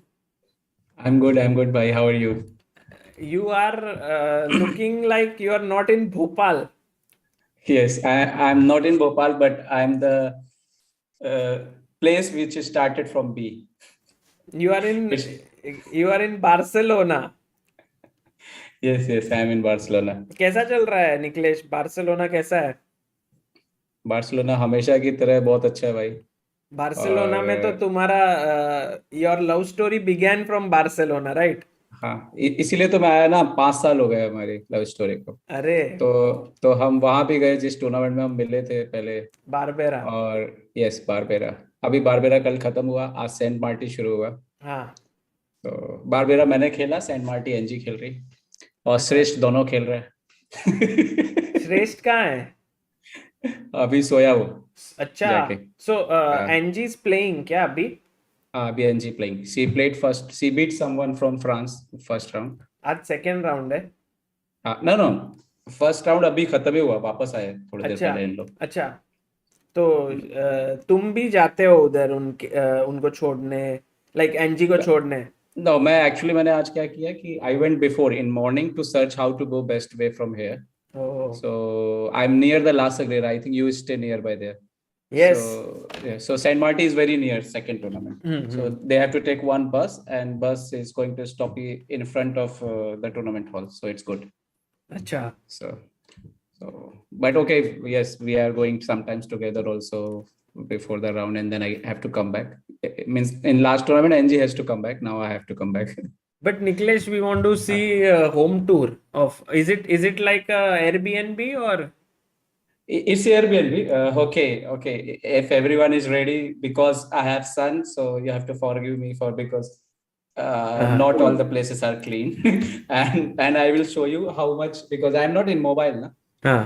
So I can show you. Yeah, only my show camera. things which are possible to show. No problem. Yes. So And also the view, if you can show from the house. Okay. I can show you something. Right now is 9 o'clock of night. But it's still 1 minute only. But it's still sun is there. This is really amazing. So first I will show you outside it. So this is, you can see here. Wow. This is the outside of Barcelona building. 1 minute, I'm doing The houses are very interesting here, because you see, guys, there's always this gallery there. And this is the kitchen is there. There is one room behind where NG and Sresh is there. One more room and one more room is there. So in this house, okay, one day I will show you. You are only make a video proper. I will put one proper video and put in Chess India. So you will see, everyone can see proper. You are staying only the three of you, or there are more people? No, actually my student from Katni joined me, Gaurav Nigam. Okay. He joined us, but they will stay continue. I will go. But I have to go back this for is a Olympiad. nice house, Niklesh. Very looking No, very. I will make proper video as you always make. Yeah, And I yeah. will show to Yeah, I everyone. think it's nice to have a home tour. Also, guys, in order to plan a tournament outside India, it's very important to find affordable stay because generally stay is quite expensive in hotels. So Airbnb becomes a very Oh, Sagar, I want to tell you one thing, like to everyone. Like, next year again we will start this tour or something for Chess Space India or Spain. So we can put in our website, since if someone is interested, they can join from next year again. very This interesting. year, because Shrest is too much naughty and small right now, so it's not possible. This year Shrest is still preparing. Maybe next year he will start playing. he's extremely naughty now. Means he takes your energy, so much energy, if he's in his mood. So Sagar bhai, how Arjun is doing? What do you think? Arjun played amazing chess. He finished second in the tournament. He played like tremendously. If you look at the standings, he has managed to. Yeah, I was listening your commentary from last half an hour. He managed to beat everyone almost. Expect Duda only. Yeah, he lost to Duda and I think Rapport, but he beat Jiang, Levon. He beat I think Wei. He drew with Wei and he drew with Aryantari, but then he beat Mamedyarov, Wojtaszek, Dominguez, Zhu Wenjun, Hans Niemann, Sam Shankland, and Temur Radjabov. Yes. Arjun is just in tremendous form, and I think in the Olympiad it will really be very nice. And tomorrow is the epic quarterfinals: Arjun versus Aronian. And now Aronian is fan of Arjun. He already declared. Yeah, he's a fan, but he wants to beat him always. So yes, definitely. It'll be fun to follow. And Niklesh, how was your tournament in Barbera? I played good. I increased my rating. You increased your rating. But that is very good. I think I means so many games which I was winning, but I'm not able to win. And means draw become means I think I need training. This is normal, I think. If I'm not doing training, I will miss these things. Correct. So, but I enjoy a lot. I always played. I'm not playing all the year, but I played one tournament in Spain once in a year. So I think for me, it's like I'm enjoying chess more. And also for Angela, I think this might be a very nice tournament to play because they're more relaxed than India. To play in Spain. Spain is, and she liked that tournament also, Saint Martin. So I believe she will do better, much better. Right. So right. Yeah. So Sagar, one question I have to ask you about Arjun. Don't you think that he really looks like, means I don't think in my mind that 2750 is for him, is not so far. Means I thought he will be India number one very soon. No, apart from Anand, he is the way he's playing. Yeah. No, he's playing really well, but also rapid and classical are a little bit different. Also, I saw that what Arjun does is he's able to manage his time very well. And when he come back the minus position. Yeah. And he's tactically very sharp. So all these things really help in rapid and blitz very much. Not to take anything away from his classical skills, but I am not. He has to perform consistently in classical events as well, which he has done. Like he won the Tata Steel Challengers, he won Delhi Open, he won the National Championship. So he's done many, but he's never played a super tournament in classical chess yet. So no, but I think this is the point. Means my feeling is because this Olympiad might be going change his life like Kramnik changed his life in his Olympiad. Yes, that is you true. Remember if Arjun plays well in this Olympiad and he's able to cross 2700 because he needs 11 ELO points. I think in the Olympiad there are so many things that can happen, right? Arjun crossing 2700, Gukesh crossing. Then there will also be maybe medal opportunities, board medals, team medals. So it will be a lot of, I think every day we'll have something or the other that will be happening. हाँ, और मैं सबको जो लोग हिंदी समझते हैं उनको बताना चाहता हूँ कि चेस बेस इंडिया हिंदी पर भी लाइव कमेंट्री आएगी ऑफिशियली।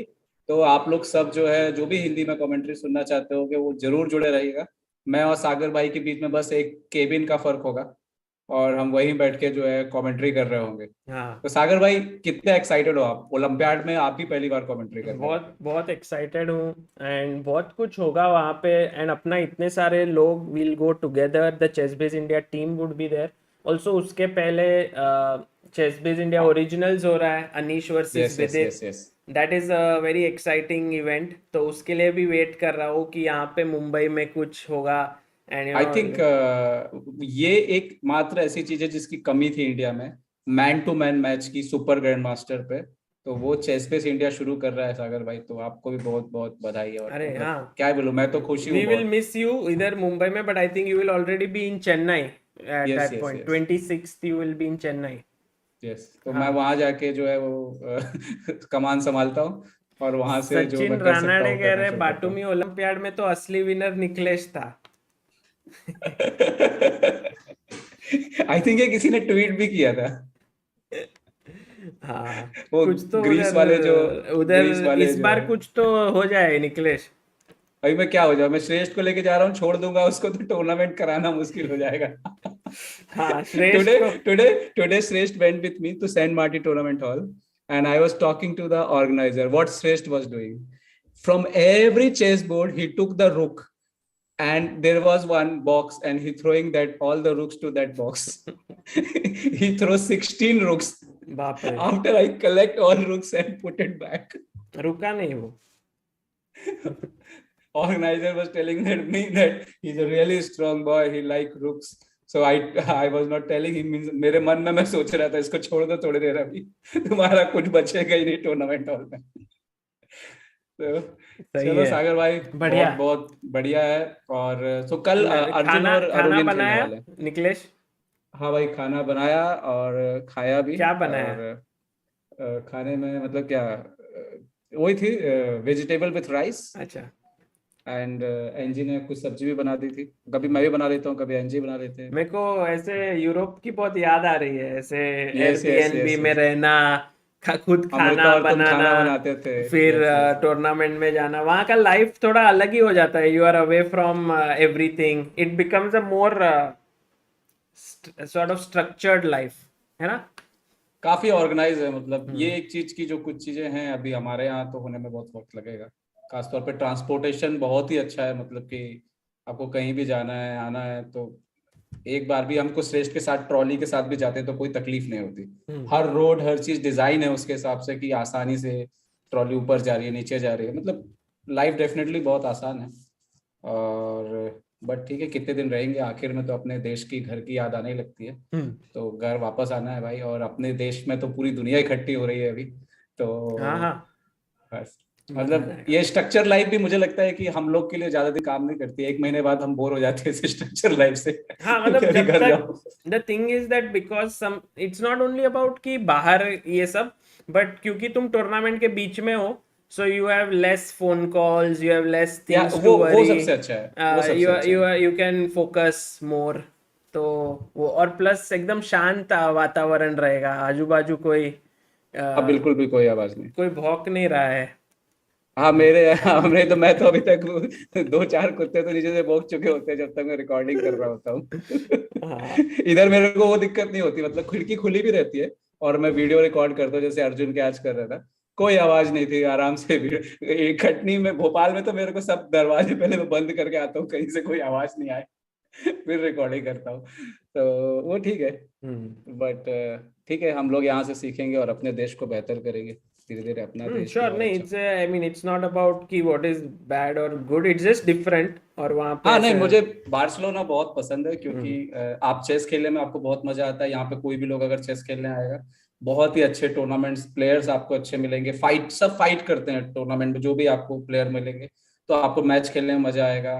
टूर्नामेंट हॉल अच्छे हैं और एक दिन में एक राउंड है तो आप अच्छे से प्रिपरेशन कर सकते हो। अगर कोई भी अगले साल आना चाहे चेस बेस इंडिया टूर पे तो आप अच्छे से तैयारी कर सकते हो। जिसकी रेटिंग ना आई हो उसको रेटिंग लाना हो तो एवरेज अच्छा मिलता है, मतलब इंडिया में 1200 भी रेटिंग नहीं आती बड़ी मुश्किल से।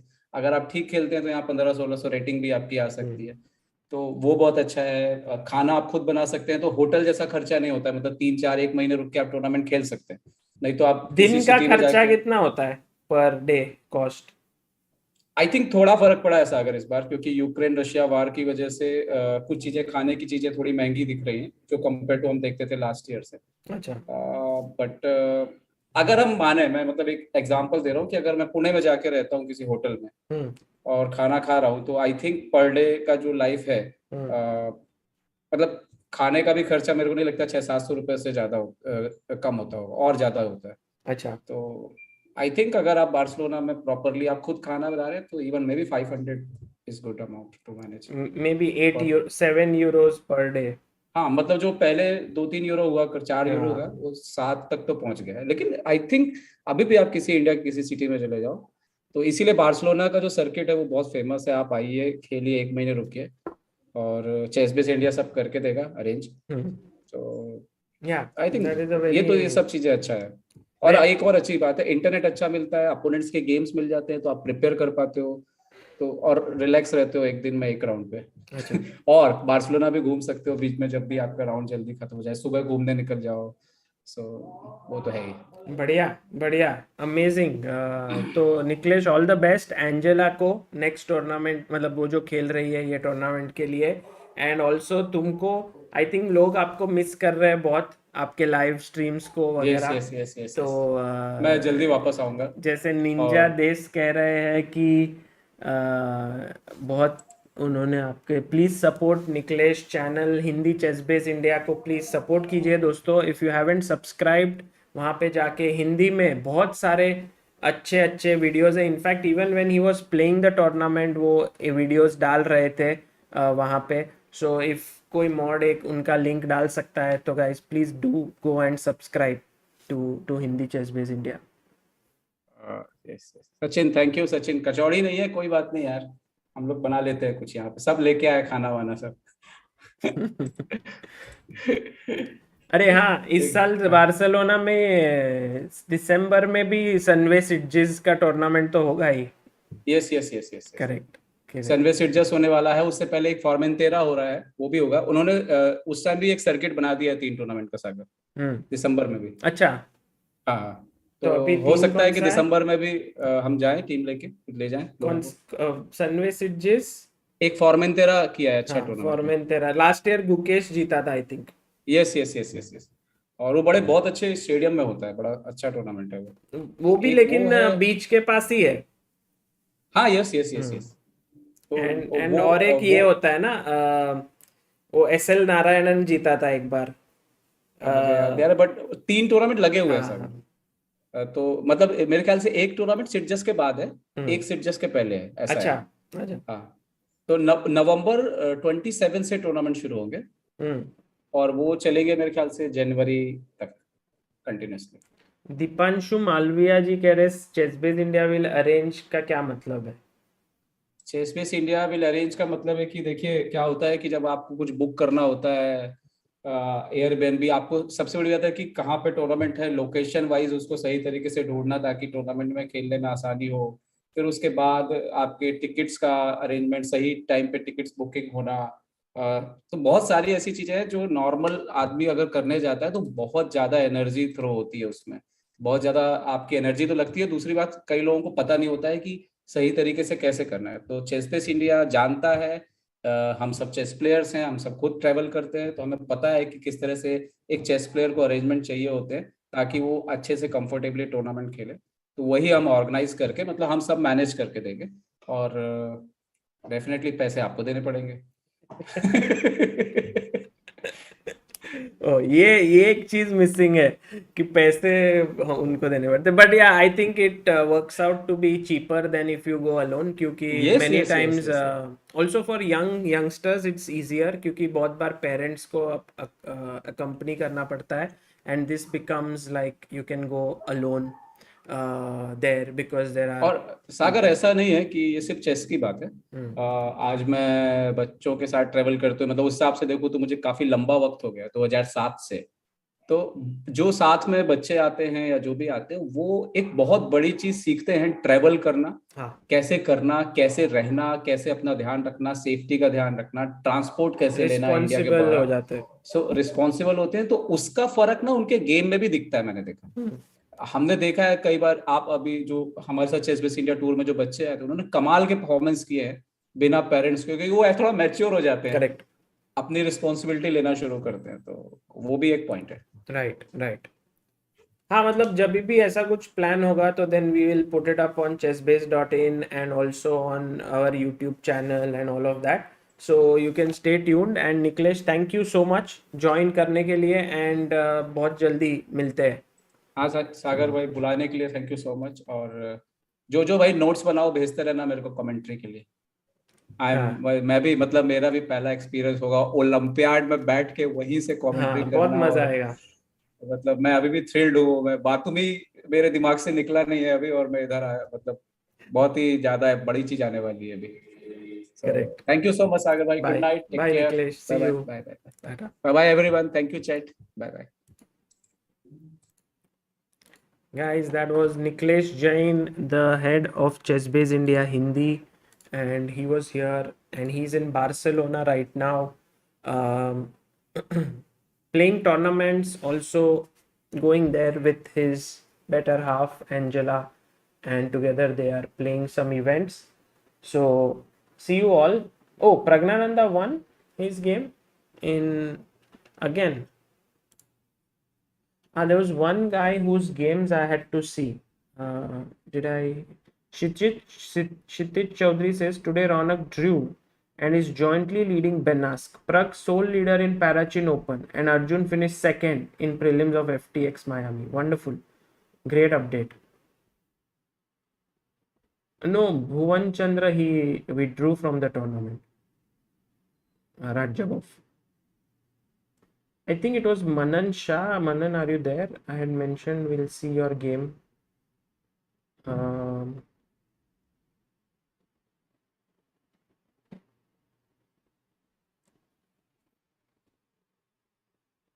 Maybe he's left after being there for some time. Yeah, maybe on some other day we will look at the other some games. I want to also restart Dr. Chess so that more people can join in, and I've been thinking about it, but maybe better to do it after the Olympiad. As I said, right now, I want to launch something on the 20th of July, which is the International Chess Day, and to it's kind of our contribution to the chess community, not just in India but all across the world. It's a dream project, and we want to launch it not in a completely finished state but kind of a beta stage, whereby you guys can help us to sort of test it, to give your suggestions, and would be very nice if we build this together, because it is a platform that we are building for you. And also from 26th, 25th, 26th is Chessbase India Originals between Anish and Vidit.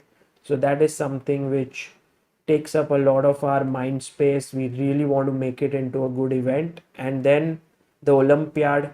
So exciting days coming up. And I will see you all tomorrow with Arjun versus Levon. Very exciting match. So take care, guys. See you all. Bye bye.